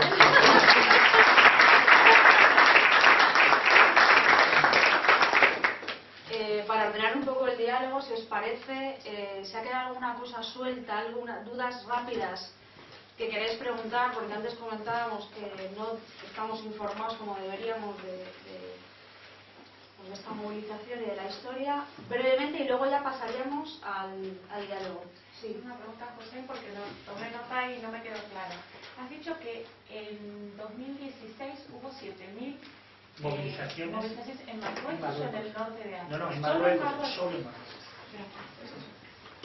¿Sí? Son datos además del Ministerio del Interior. Vale. Sí. Una pregunta a Hussein, dijo que antes el hacerse pasaporte era difícil, pero excepto a los rifeños. ¿Qué te refieres? ¿Que los rifeños utilizan que no les dan pasaporte? ¿O No, que les dan al revés, pasaporte para al irse? revés. Los marroquíes no salen, es muy complicado, pero los rifeños es muy bienvenido que salgan del país para que no sean un problema. Entonces salían. Tenemos generaciones enteras de rifeños aquí en Europa. En el territorio viven también los marroquíes y los árabes, ahí no son. Sí, esta es una buena pregunta. Normalmente las zonas, el mundo antes de esta gran revolución de los medios de transporte, etc., las zonas conservaban una propia idiosincrasia. El Rif tenía un carácter propio, la gente que vivía en el Rif eran los que hablaban rifeño, la gente de Ishbala era Ishbala, la gente del... Es decir, si había visitas, intercambios comerciales, sí, pero lo que es convivir, ir a vivir, no. Pero después de los 50-60, con el gobierno central, que ya lo gobierna todo, entonces, por cierto, ha habido políticas tremendas en el RIF que han generado un recelo tremendo, que es que traían a funcionarios, a policías, a autoridades, a administración, al RIF, que no era rifeño. Pero no solo los traían que no eran rifeños, es que trataban a los rifeños peor que lo hacían los españoles. Y de ahí que hubo incluso una reivindicación histórica, que es lo que llevó al 58, de que era más o mejor la ocupación española de lo que estáis haciendo vosotros. Pues de ahí que hay un recelo tremendo. Yo personalmente he asistido a casos de trato denigrante del funcionario al ciudadano. Es una relación de gobierno-ciudadano, pero en plan racista, es decir, en plan de los rifeños sois borreos, y durante la resistencia también, durante la ocupación franco-española de Marruecos, existía una famosa directriz de que dejar a los rifeños luchar por la patria, de que vayan a la guerra y hagan la guerra, mientras que los del interior, sobre todo los rifes, que vayan a estudiar. ¿Por qué? Porque cuando los rifeños consigan, o los que vayan a la guerra, a echar al extranjero de nuestra tierra, ¿quién va a gobernar? Pues los que hayan estado estudiando en las universidades de España, o sobre todo de Francia, el Reino Unido. Entonces, digamos que históricamente hay un caldo un poco conflictivo que distingue un poco. Pero actualmente cuando hablamos del RIF, geográficamente conviven tanto la población local como población que ha venido de otras partes del mundo. Y la diferencia entre un rifeño y un árabe es cultural. Actualmente se puede decir perfectamente. Antes podíamos hablar incluso de étnica, pero actualmente es una cuestión, y aquí ya todo el mundo puede tener su opinión, pero actualmente es fundamentalmente una cuestión cultural, lingüística. Fundamentalmente. Se hicieron estudios genéticos para ver si eran dos grupos distintos, pero en el norte de África prácticamente no podemos hablar de que hay una etnia amazigh y una etnia árabe. Es una misma etnia, muy mestizada, pero hay colectivos amazigh que conservan su cultura amazigh, su idioma, hay colectivos árabes que conservan su idioma, pero también hay casos a la inversa. Como aquí. Sí, como en todas partes. Hay tribus amazigh que se han arabizado también y tribus árabes que se han amazighizado. ¿Alguna duda más? ¿Sí? En plan duda solo, ¿eh? Pues veo que estamos bastante... Sí. La época de Mohamed VI se considera que es un paso para abrirse hacia la democracia. Es una opinión de Marduk Luis. Pero últimamente, con el Hirak del Rif, he visto yo y he observado que hay un retroceso o hay una marcha hacia atrás, sobre todo hacia los derechos humanos universales. ¿Cómo lo ves tú? Un segundito, porque yo creo que entramos ya en el diálogo. O sea, alguna pregunta más, solamente duda para poder entrar luego, porque en el debate guardamos tu pregunta, ¿vale? La primera que vamos a afrontar. Yo no sé. Yo sé que hay una ciudad rifeña donde yo nací, en su rifeño, que está hermanada con Leganés. ¿Cómo ves tú esa? Hablando de la apertura, van todos los años grupos de jóvenes de Leganés a esa ciudad pequeña, al ordenador. ¿Sería Salwan? No, Targist. Entonces, me extraña. Yo cuando vi eso, llamé a la alcaldía de Leganés para ver cómo se podía ir. Dijeron que no, que eso era para jóvenes, campos de trabajo. Ya, a mí me hubiese gustado participar. ¿Cómo ves esa apertura? Es una apertura. Sin duda, sí, muy bonito que Leganés tenga una ciudad rifeña hermanada. Targist es la ciudad que he nombrado yo, que habían detenido a 5 jóvenes por convocar una manifestación en Facebook. Contra la ley. Somos vecinos, entonces. ¿Alguna duda más?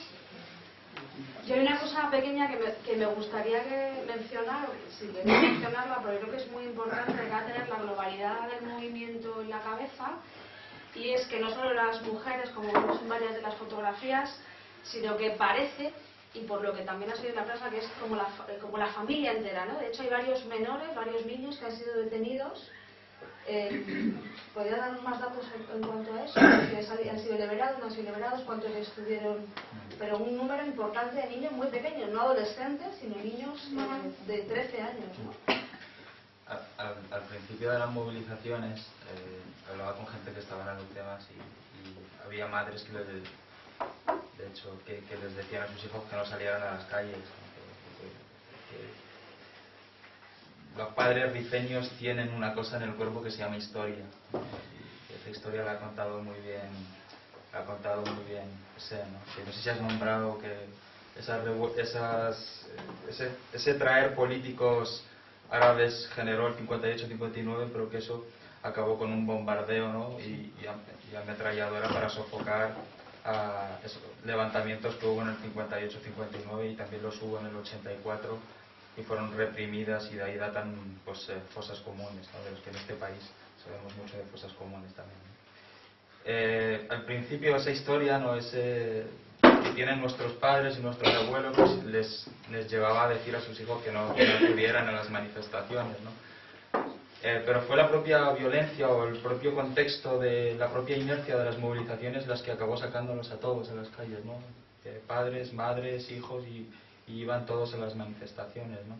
En Ramadán, que estuvimos también por allí, que yo nunca había visto Alucemas así en la vida, porque era una ciudad fantasma. En Ramadán suele ser todo lo contrario. Era una ciudad fantasma porque salías a la calle y solo había policías, no había gente.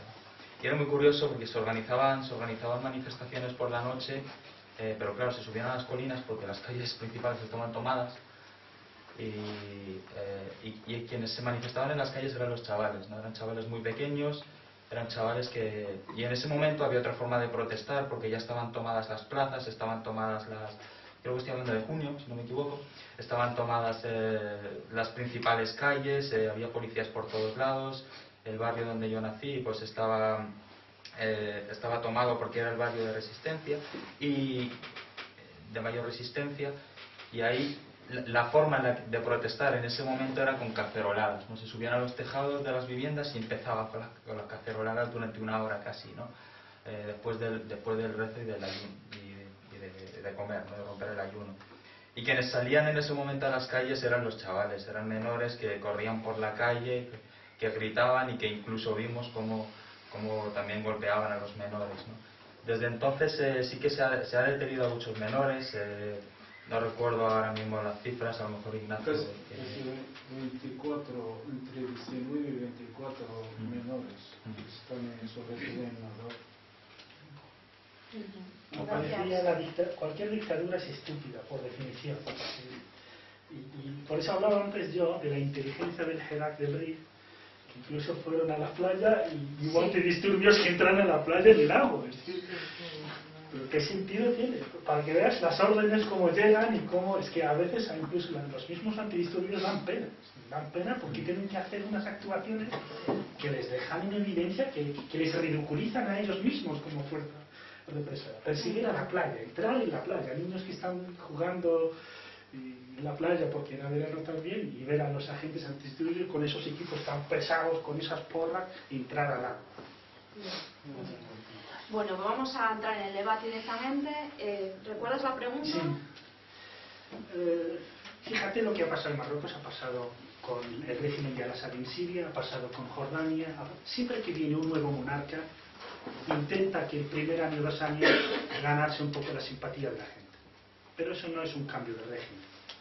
Es decir, en Damasco, para que veáis cómo está Siria ahora, en el año 2000-2001 se hablaba de primavera de Damasco, porque había muerto el dictador, el genocida, le sucede su hijo. Por cierto, su hijo, otro genocida, que era genocida, murió en un accidente, por tanto tenía que tirar de su hijo médico, oftalmólogo, Bashar. Lo pone, pues bueno, los 2 primeros años, como que ha liberado a unos presos políticos, ha quedado la gente como que, bueno, vamos a ir hacia la democracia. Pero una vez que se asienta, una vez que ya pone a la gente su confianza en los puestos sensibles del Estado, los clave, pues empieza el verdadero régimen. En Marruecos pasó algo similar. Es decir, teníamos a Yousfi, que era el Partido Socialista, que era un poco una amenaza que competía con la legitimidad de la monarquía. Hassan II fue muy inteligente, lo puso en el gobierno 40 años después de sufrimiento, que se merecía estar en el gobierno, pero lo puso justo cuando iba a morir. ¿Para qué? Para quemarlo políticamente, que no tenga luego rivalidad y exigir reformas democráticas. Lo humilla a Abdelrahman Yousfi, llega Mohamed VI, se va llorando a Bruselas para quejarse de que en realidad no gobernaba, que quien gobernaba era el rey, pues pone a sus amiguitos incluso de su instituto real, Una vez que se asienta en el gobierno, pues bueno, empieza a aparecer el verdadero régimen marroquí, que nunca había dejado de ser lo que es, pero que, digamos, ha aparentado algunas mejoras. Mejoras, que también hay que recordarlo, que no han sido cesiones del propio régimen, sino después de décadas de luchas del pueblo marroquí. Es decir, y siguen habiendo luchas. Por eso el régimen marroquí parece un poco más abierto que el resto de los países árabes, pero no por mérito propio, es por mérito de los ciudadanos y ciudadanas de Marruecos, que muchos tenemos generaciones de presos políticos en las cárceles. Nunca ha habido una década sin presos políticos en Marruecos desde la independencia. Siempre ha habido mucho, todo aquel que podía ser crítico y suponer alguna amenaza política para el régimen, pues era encarcelado hasta la actualidad. Y da igual si eres rifeño, si eres árabe, si eres de Casablanca o si eres de Gnifra. Hablaba antes el compañero Youssef de Hamid Mehdaoui, que no es rifeño, pero por apoyar al Herald del Rif, pues le han condenado a la cárcel. Por tanto, la cuestión aquí, por eso, tampoco es una cuestión étnica, racista, racial. Es decir, podríamos caer ahí un poco fácilmente si queremos ser simplistas, pero la cuestión aquí es que hay un régimen que quiere y tiene el poder absoluto y que nadie le puede discutir. Y si quieres algo, pídelo por favor y a lo mejor contempla si te lo da o no. Este es el problema. Entonces ahora parece que hay un cierto retroceso, pero es que en realidad nunca hubo mejoras. Y antes no era inocente lo que os he dicho de la reforma constitucional. Cuando yo he dicho que ha habido una reforma, el régimen marroquí tiene 4 siglos de experiencia, no es tonto, no es como otros países. Él sabe cuándo tirar de la cuerda y cuándo soltar un poco. Entonces, nada más empezar el movimiento el 20 de febrero de la primavera árabe, nada más, muy poco. Es decir, antes de que llegara a empeorarse la cosa, ya vio al tunecino escapar, cuando vio al otro dimitir, a Hosni Mubarak, entonces dijo, reforma constitucional. Pues se hace una reforma constitucional. ¿En qué consiste? Pues consiste en cambiar sagrado por inviolable. O consiste en ceder alguna competencia al primer ministro, y esa competencia no es una cesión completa, sino que es compartida. Y cuando el rey tiene una competencia que es compartida con el primer ministro, ¿quién tiene preferencia? ¿Quién manda? Y si además pones en el gobierno a quien ya es tu fiel súbdito, no hay tema. No hay tema. Cuando llega Justicia y Desarrollo al gobierno, que es un partido islamista, es un partido islamista leal a la monarquía, fiel, y más todavía del que Irán. Pues bueno, se ha utilizado este partido, se le ha quemado también de alguna manera, un poco políticamente, ha servido para esa transición de la nueva constitución y ahora otra vez la nueva realidad. La cuestión aquí es ya, no es cuestión si hay mejora o no hay mejora. Hay una realidad estructural, no son cuestiones de decisiones políticas. Aquí hay un problema, que es un régimen que es injusto por definición y es corrupto. Por lo tanto, que luego cambien un ministro, o que cambie un ministro porque no ha hecho una buena gestión por lo de Alucema, se pone a otro. Pero al fin y al cabo las cosas son las iguales. Si tú preguntas y hay, digamos, reconocimientos fidedignos de que los mismos, el primer ministro mismo, cuando está con amigos, no pincho, no corto ni pincho nada. Y a veces se echa a un ministro o se nombra a otro ministro sin que el primer ministro se entere. Y hay ministros que han sido cesados cuando estaban haciendo actividades en nombre de que son ministros. ¿Os imagináis a un ministro que está dando un discurso y se le informa mientras está dando el discurso de que ya hay un ministro en su lugar que ha sido cesado? Pues así funcionan las cosas. Por tanto, el problema aquí ya no es una pequeña mejora en algún momento o en alguna... No, aquí la cuestión es que hablamos de Marruecos, pero siempre insisto que no es un caso exclusivo de Marruecos. ¿Qué pasa con los demás países? Es que hay unos regímenes que son lo que son, tienen la naturaleza de lo que son, pero la situación es explosiva, porque aguantar el 20-30% de paro endémico y no hay perspectiva de futuro, llámese Argelia, llámese Marruecos, incluso Túnez. Fijaos Túnez, que ha logrado conseguir cierta democratización, como no tenga oportunidad de buen desarrollo, va a volverse atrás y va a volverse a una situación peor todavía de lo que está. Que es lo mismo, aquí hay unos poderes tanto a nivel local que sacan provecho de sus vacas. La vaca aquí es el pueblo, que hay que ordeñar todo el tiempo hasta dejarla seca para llenar las cuentas de Suiza, de Panamá o donde sea, pero al mismo tiempo hay quien permite que eso pase, incluso que hay quien ordena que eso pase.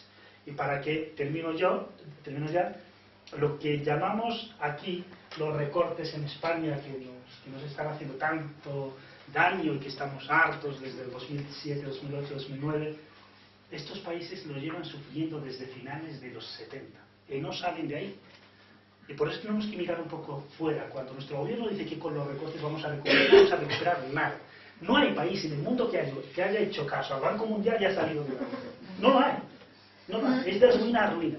Por tanto, ¿para qué? Hay un refrán en algún momento y dice: el feliz es aquel que aprende de lo que sufren los demás, de la experiencia de los demás. Y el infeliz es el que aprende de sí mismo. Es decir, si esperamos hasta que se nos caiga encima, digamos, el peso, entonces ya poco podemos hacer. Pero si vemos lo que pasa afuera, pues evidentemente podemos aprovechar y aprender muchas cosas. Lo que respecta a nuestra condición de ciudadanos españoles, etcétera, es que estas cosas, que no permitamos que se nos engañe con lo que está pasando fuera, porque realmente hay un apoyo desde el gobierno español al régimen marroquí que no se entiende siempre. Es decir, es verdad que tenemos intereses ahí estratégicos, que es importante tenerlos en cuenta, etcétera, pero no a toda costa, ni a cualquier precio. Eso no podríamos tolerar, no deberíamos de tolerarlo nosotros. Francia, por ejemplo, quedó en evidencia cuando Ben Ali tenía una revolución en el 2011 y se ofrecía a mandarle material represivo. Es decir, ¿os imagináis a un gobierno que dice ser la cuna de los derechos humanos, del Estado moderno, etcétera, ofreciendo a un régimen dictatorial como el de Ben Ali material y expertos en la represión popular, con tal de que siga su perro fiel ahí en el gobierno para garantizar sus intereses, en contra de la voluntad del pueblo tunecino? Me imagino que todos los gobiernos occidentales, el español inclusive, hace algo similar, aunque el nuestro no es tan, es decir, que no manda tanto, pero esa es la realidad. Así que yo no creo esa democracia, si ha habido retroceso o no. Es verdad, hay más crudeza ahora, pero justamente porque hay movilización. Cuando no hay movilización es fácil decir no hay represión. En relación,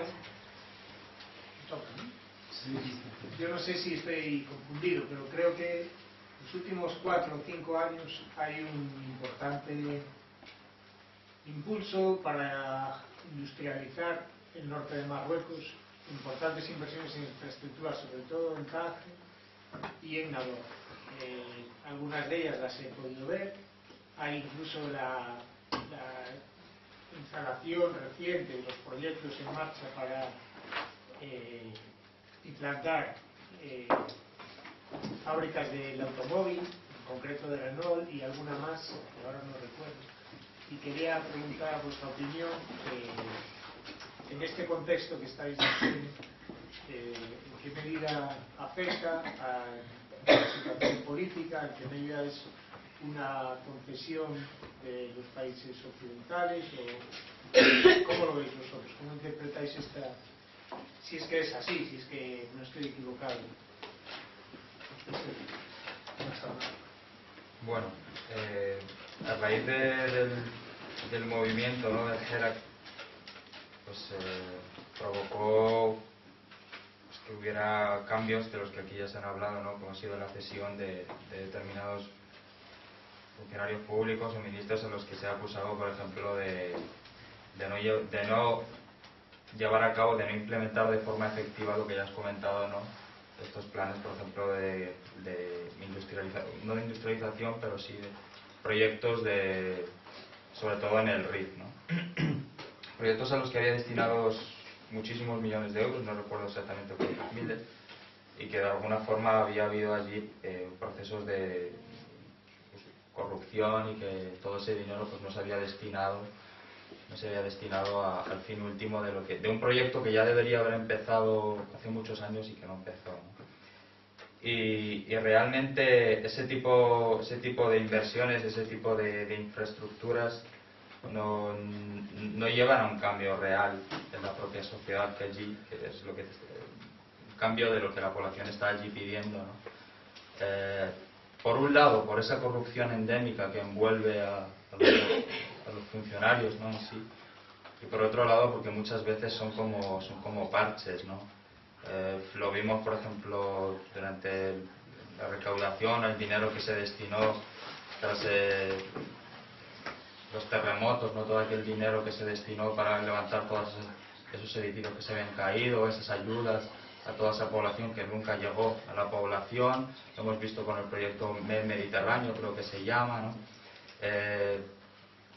Realmente son como un parche, ¿no? Un parche a otro proceso que en el caso del RIF es un proceso que, como bien ha explicado el compañero, es un proceso de vaciado, y que si tú te pones a hurgar, pues se ve que hay toda una serie de otro tipo de políticas que responden más bien a convertir esas tierras más que en un lugar de habitaje para las personas que allí viven, sino de expulsión, y que se conviertan en zonas de otro tipo de consumo de servicios, como puede ser turístico, para empresas que puedan venir de fuera y comercializar y exportar lo que allí hay, ¿no? Sobre todo a nivel turístico. Respecto a las empresas europeas, nombras Renault. Yo hablaba con un chico rifeño que formaba parte del GERAC, ¿no? Y él me hablaba de cómo hace unos años pues, la falta de oportunidades, la falta de empleos, la falta de industrias les obligaba. Dos salidas te quedan, ¿no? O sea, la migración exterior, la migración interior, que por lo general las zonas interiores de Marruecos, que en su momento quizás Tánger, ¿no? Y hablaba de cómo al principio era más fácil encontrar sitios en empresas como Renault, en otras empresas automovilísticas europeas, porque no había tanta gente que había hecho esa inmigración interna, ¿no? Pero que incluso ahora esa inmigración interna estaba siendo aprovechada por estas multinacionales, principalmente para hacer caer todavía más el precio de mano de obra, ¿no? Y que porque es que la población, en este hecho concreto del RIF, es población que es culta, ¿no? Tenemos aquí el imaginario de que es población que no tiene estudios.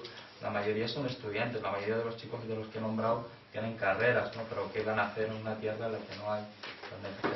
Son personas que hacen una inmigración interna, y que esas empresas se permiten seleccionar qué personas, a pesar de tener estudios superiores y tal, el precio de mano de obra suele ser pues, paupérrimo, ¿no? Aquí lo estamos viendo, como el propio contexto de crisis social y económico español, pues tenemos a personas que han estudiado toda su vida en las universidades y que se encuentran trabajando pues debajo del salario mínimo, ¿no? Y eso es aprovechado por las empresas europeas. Yo añadiría un par de cositas sobre la misma pregunta. Disculpar un momentito, queremos ir cerrando, entonces ir levantando la mano para controlar el tiempo, porque para nosotros es muy importante luego el compartir que tengamos. Vamos a intentar cumplir en 10 minutos, 15 como mucho, como muchísimo, el diálogo para luego seguir. Entonces, por ahí, tres he apuntado, ¿no? Vale. ¿Me parecido tú? Sí. Buenas tardes a todos, gracias a los compañeros que hayan intervenido y nos han dado bastante información para entender un poco la cuestión del RIF. Pero yo realmente RIF no se entiende sin el acomodo histórico, ¿no? Yo he llegado un poco tarde, Hussein, yo creo que esa parte habías hablado de ello, pero es importante, ¿no? Es importante en cuanto al lema fundamental del GERAC de RIF, y utiliza un término que es la justicia social. Es un término que no es recién inventado en el RIF, pero más bien es un término que era la columna vertebral del lema de Altgrim, cuando dijo en su momento que yo no la quiero ni república ni monarquía, pero la quiero como justicia social. Esto es un significante muy importante. Yo creo que la lucha del RIF es un poco diferente a lo que tú has llamado la primavera árabe, porque esto es una deuda histórica muy importante, tanto a nivel interno como a nivel externo. En cuanto al interno, hay una cuestión de legitimidad política, ¿no? O sea, el pueblo rifeño siempre ha sentido que falta algo, ¿no? Ese cambio de transición en cuanto a la maniobra política en Marruecos. Y a nivel externo, RIF se siente realmente humillado entre tres poderes internacionales, tanto Francia como España como Marruecos. Se refleja muy bien en el día cuando a Abdelkrim le derrotaron. Se celebró aquello en Francia entre Moulay Youssef y unos responsables políticos. Entonces yo creo que los rifeños, en cuanto a la reacción, se reacciona desde una deuda histórica muy importante. Ahora mismo está muy bien pintada en lo social, pero tiene un componente político muy importante y se refleja también cuando uno de los elementos importantes en cuanto a las demandas piden corregir la historia.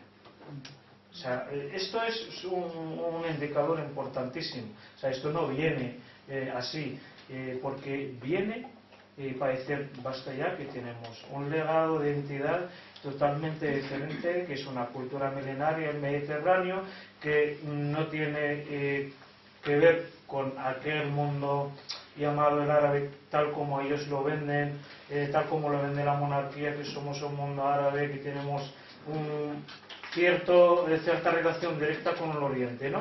O sea, esto quiere decir que tiene un componente identitario muy importante y además cuando se puede realmente reconocer el idioma sarrafeño, o Amasya en este caso, viene a decir mucho, ¿no? Viene a decir mucho. Basta ya el proceso de arabización, aunque tú antes has llamado de la parte administrativa, José, pero en los años 50 ha habido un proceso de arabización muy peligroso. O sea, aparte de que los funcionarios no trabajaron en las administraciones porque han tenido una formación española, porque en aquel entonces toda la gente que tuvo una preparación en las escuelas españolas se quedaron fuera. O sea, trajeron la gente que tuvo preparación en las escuelas o las administraciones francesas, les trajeron a abrir. Eso es una cosa muy digamos que se nota muchísimo en cuanto a las demandas. Ahora mismo una de las demandas es que los propios refiños trabajan en las administraciones. Esto no viene de Bollón de 2011 ni de 2010, más bien viene desde mucho más antes, porque después de la derrota del Primo hubo el levantamiento de los 58, 59, luego en 84, y tú yo creo que lo conoces mejor, lo que pasó en Tauima y en Nador. Eso es un dato importantísimo. Pero a la vez el Gerak tiene un cierto entendimiento a lo que es el Estado, ¿no? O sea, hay peticiones que queremos un Estado federal, queremos un Estado autonómico, queremos cierta filosofía de entender un poco cómo es el Estado. No solamente eso, si bastaba en lo que son unas demandas sociales como la universidad, unas infraestructuras. Yo creo que va mucho más allá y eso está alimentado desde un bagaje histórico muy importante, que es una herencia de Altrim, es una herencia de la lucha de los sindicatos en los años 80 y de la lucha de la clase, digamos, obrera estudiantil de los años 80. Y con esto ya termino. Gracias. ¿Por ahí? Varias cosas de las que decíais me suenan muy conocidas aquí. Por ejemplo, que vosotros tenéis dos gobiernos. Y yo estoy segura de que nosotros también, y que no somos los únicos. Y yo la diferencia que veo es que en unos países las consecuencias de tener dos gobiernos se notan más o son más trágicas que en otros. Pero lo que pasa en Marruecos creo que nos debería servir de ejemplo de lo que intentan que pase aquí. Y que tenemos que tener esto. Y luego que pase en Francia y que pase. Que si no tenemos eso en cuenta, caemos en la trampa. Gracias. Por ahí. Sí, yo decía el otro día que el mundo árabe quiere ser como Europa, pero con el tiempo está viendo que Europa quiere convertirse en un árabe. Luego vais a cerrar vosotros, por si queréis puntualizar alguna cosa brevemente, y ya terminamos con la última palabra. Yo no seguía un poco el curso argumental de ella. Era básicamente que hemos hablado de muchas cosas, ¿no? De falta de voluntad política, corrupción, endogamia funcionarial y corrupción funcionarial. Siempre hay un enemigo. Se ha hablado de España, de Francia, de Washington. Aquí también tenemos enemigos. Los mercados, por ejemplo, no tienen caras, lo cual es más fácil de alguna manera introducirlos, ¿no? Porque al no asociar un enemigo a una cara, eso te permite, bueno, pues que todo sea como más difuso. Pero al final, bueno, aquí también se condena, no sé si son periodistas, pero se condenan a tuiteros o a raperos, ¿no? ¿Qué más? Se quita a jueces que están investigando casos porque no interesa lo que están haciendo, simplemente se hace desaparecer, ¿no? Pero al final, yo siempre echo de menos como una autocrítica, es decir, siempre la culpa es de, bueno, en nuestro caso, ¿no? Del partido político de turno, de los mercados, de las grandes multinacionales, bueno, eso, de la comunidad funcionarial, ¿no? De los políticos. Pero siempre he hecho en falta ese punto de autocrítica que, bueno, nosotros mismos, o en vuestro caso igual, en el RIF, pero nunca lo escucho. Y entonces, bueno, quería saber un poco vuestra opinión. ¿La autocrítica por parte de quién? Pues de nosotros. ¿De los rifeños? En este caso, de los rifeños. Bueno, yo creo que Said lo ha dicho muy bien, ¿no? La historia narra hechos en los que el pueblo rifeño ha hecho autocrítica, se ha repensado en la posición en la que está, se ha levantado y siempre ha tenido un mismo resultado, que ha sido la aniquilación. En ese contexto, poca autocrítica, la autocrítica es constante, ¿no? Pero si tú vemos como a lo largo de la historia la forma de proceder hacia una población que está demandando unas demandas legítimas al fin y al cabo, ¿no? Es a través de la muerte, pues hace falta que se dan hechos muy fuertes, ¿no? El hecho de la muerte de Maxim Pécresse es un punto muy fuerte que saca a toda la población a la calle, porque Maxim Pécresse al final y al cabo es el ejemplo claro de esa población, es cualquiera de ellos, ¿no? Entonces, es que no sé si has entendido tú la pregunta, la falta de... Sí, si quieres, yo empiezo un poco para juntar todo lo que se ha hecho y ya concluimos. Respecto a lo económico, me gustaría añadir lo que había dicho Josep, dos elementos muy importantes. Tienen que ver con las inversiones del propio rey. Es decir, el rey no solo es rey, manda políticamente. El rey manda en la política, en la religión, en la economía, en el deporte, en todo. Es el number one, como aquí decíamos, el PA, ¿no? De todo. Por desgracia es así, porque es así. Y él es el más rico del país y tiene el conglomerado más económico más importante del país. Y él, pues bueno, para desarrollar el capital que tiene, que es inmenso, pues Marruecos le viene muy bien porque los ciudadanos no son ciudadanos, son súbditos, son sus clientes. Es decir, el marroquí cuando quiere desayunar, toma té, el té se lo vende el rey. Cuando pone el aceite en el pan, el aceite es del rey. Y el pan también es del rey. Y el gas con el que prepara el huevo frito es del rey. Por tanto, le sale muy bien. Pero esto ya no es suficiente. Ahora tiene que ingresar en el mundo de las tecnologías, de los medios de... Porque el capital ha crecido. Pues ahora vienen estas inversiones, esta modernización. Se puede beneficiar Marruecos de forma secundaria. Pero el gran objetivo es que él alcance el capital internacional y estas grandes empresas que invierten ahora, pues por ejemplo, en la energía solar, en las telecomunicaciones, en el sector automovilístico, son inversiones básicamente europeas, pero sobre todo también con el rey como socio principal, ¿no? Entonces, al fin y al cabo es él. Así que hay que tener dos cosas a la hora de entender esta realidad nueva económica, y es, primero, el capital de su majestad el rey, y luego también la deslocalización de las empresas que van hacia el mundo más barato. Por lo tanto, si tenemos a trabajadores en Tánger que están a 10 kilómetros, pues que 4 trabajadores o 5 marroquíes son uno español, pues voy ahí, que tengo un coche que me sale mucho más barato, luego lo vendemos aquí, como se puede ver. Esta es la dimensión económica. Luego lo de la historia del RIF, ya lo he mencionado, pero te agradezco que lo hayas recalcado. Hay una deuda histórica, hay una represión histórica y hay una discriminación histórica, y que está, para mí, lo que más representa la deuda histórica que tiene el régimen marroquí con el pueblo rifeño es la bandera con la que salen a la calle. Ustedes ven la bandera con la que salen a la calle, se llama deuda histórica, porque no es la bandera oficial de Marruecos, es otra. Esa significa que tenemos unas demandas. Por ejemplo, Abdelkrim, el líder histórico, su cuerpo sigue en Egipto.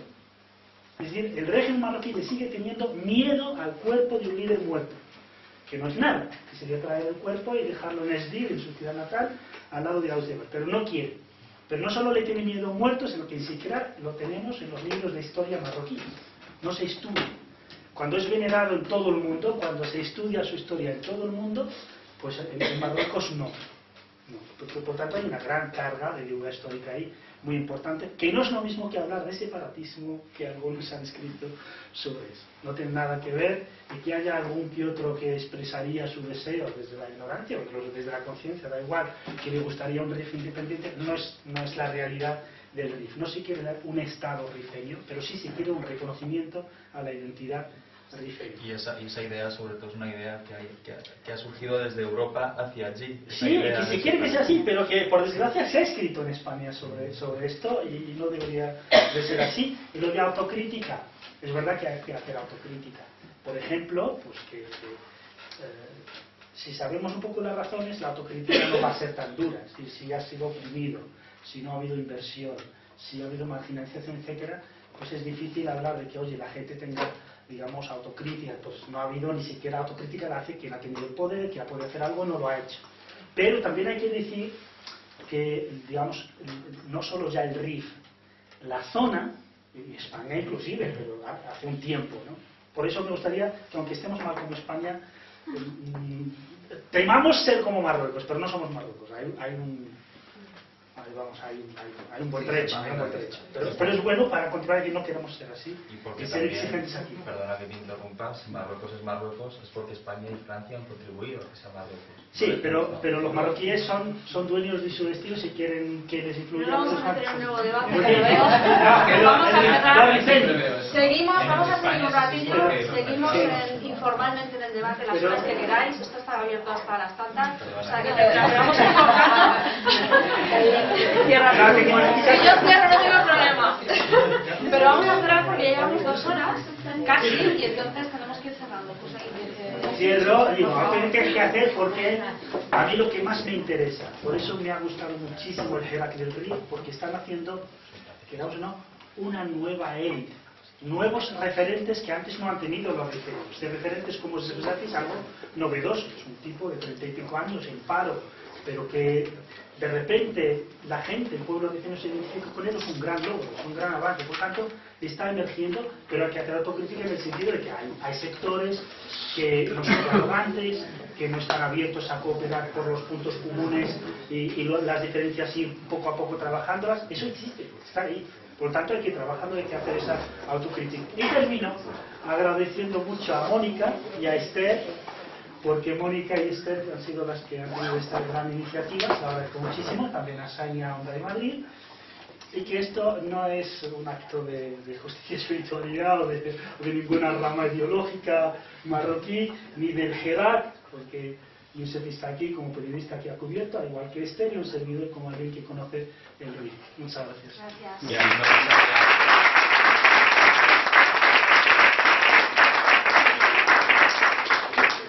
Me gustaría decir una cosa, pero no quiero que me toméis como paranoico, pero bueno, aquí había 2 personas sentadas, no sé si os habéis dado cuenta, nos han estado grabando un buen rato, luego se ha ido uno, le ha llamado y le ha seguido el otro, esas 2 personas son enviados con toda claridad, y eso es el claro ejemplo de lo que es Marruecos, ha quedado representado con estas 2 sillas vacías ahora mismo y cuál es su proceder. No eres paranoico porque yo se lo he dicho a... Sí, ¿no? Sí. Bueno. Ya sabes. Terminamos ya, perdón. Terminamos ya porque si no nos podemos ignorar el texto. Quería simplemente, para no terminar así, en el no se puede hacer nada, quiero hablaros a todos de Jai Jagat. Se está preparando una marcha para 2020 de los pobres de la India, un poco en toda la onda que hemos estado. Desde Delhi a Ginebra andando, y saldrá un ramal de España, de Ceuta también a Ginebra. Y estamos preparando, llevamos tiempo preparando, seguimos preparando y queremos invitaros a todos a conocer esa iniciativa y a uniros porque realmente los pobres, los empobrecidos están luchando y están luchando de forma no violenta y se están cambiando las cosas, ¿no? Pues nada más, gracias.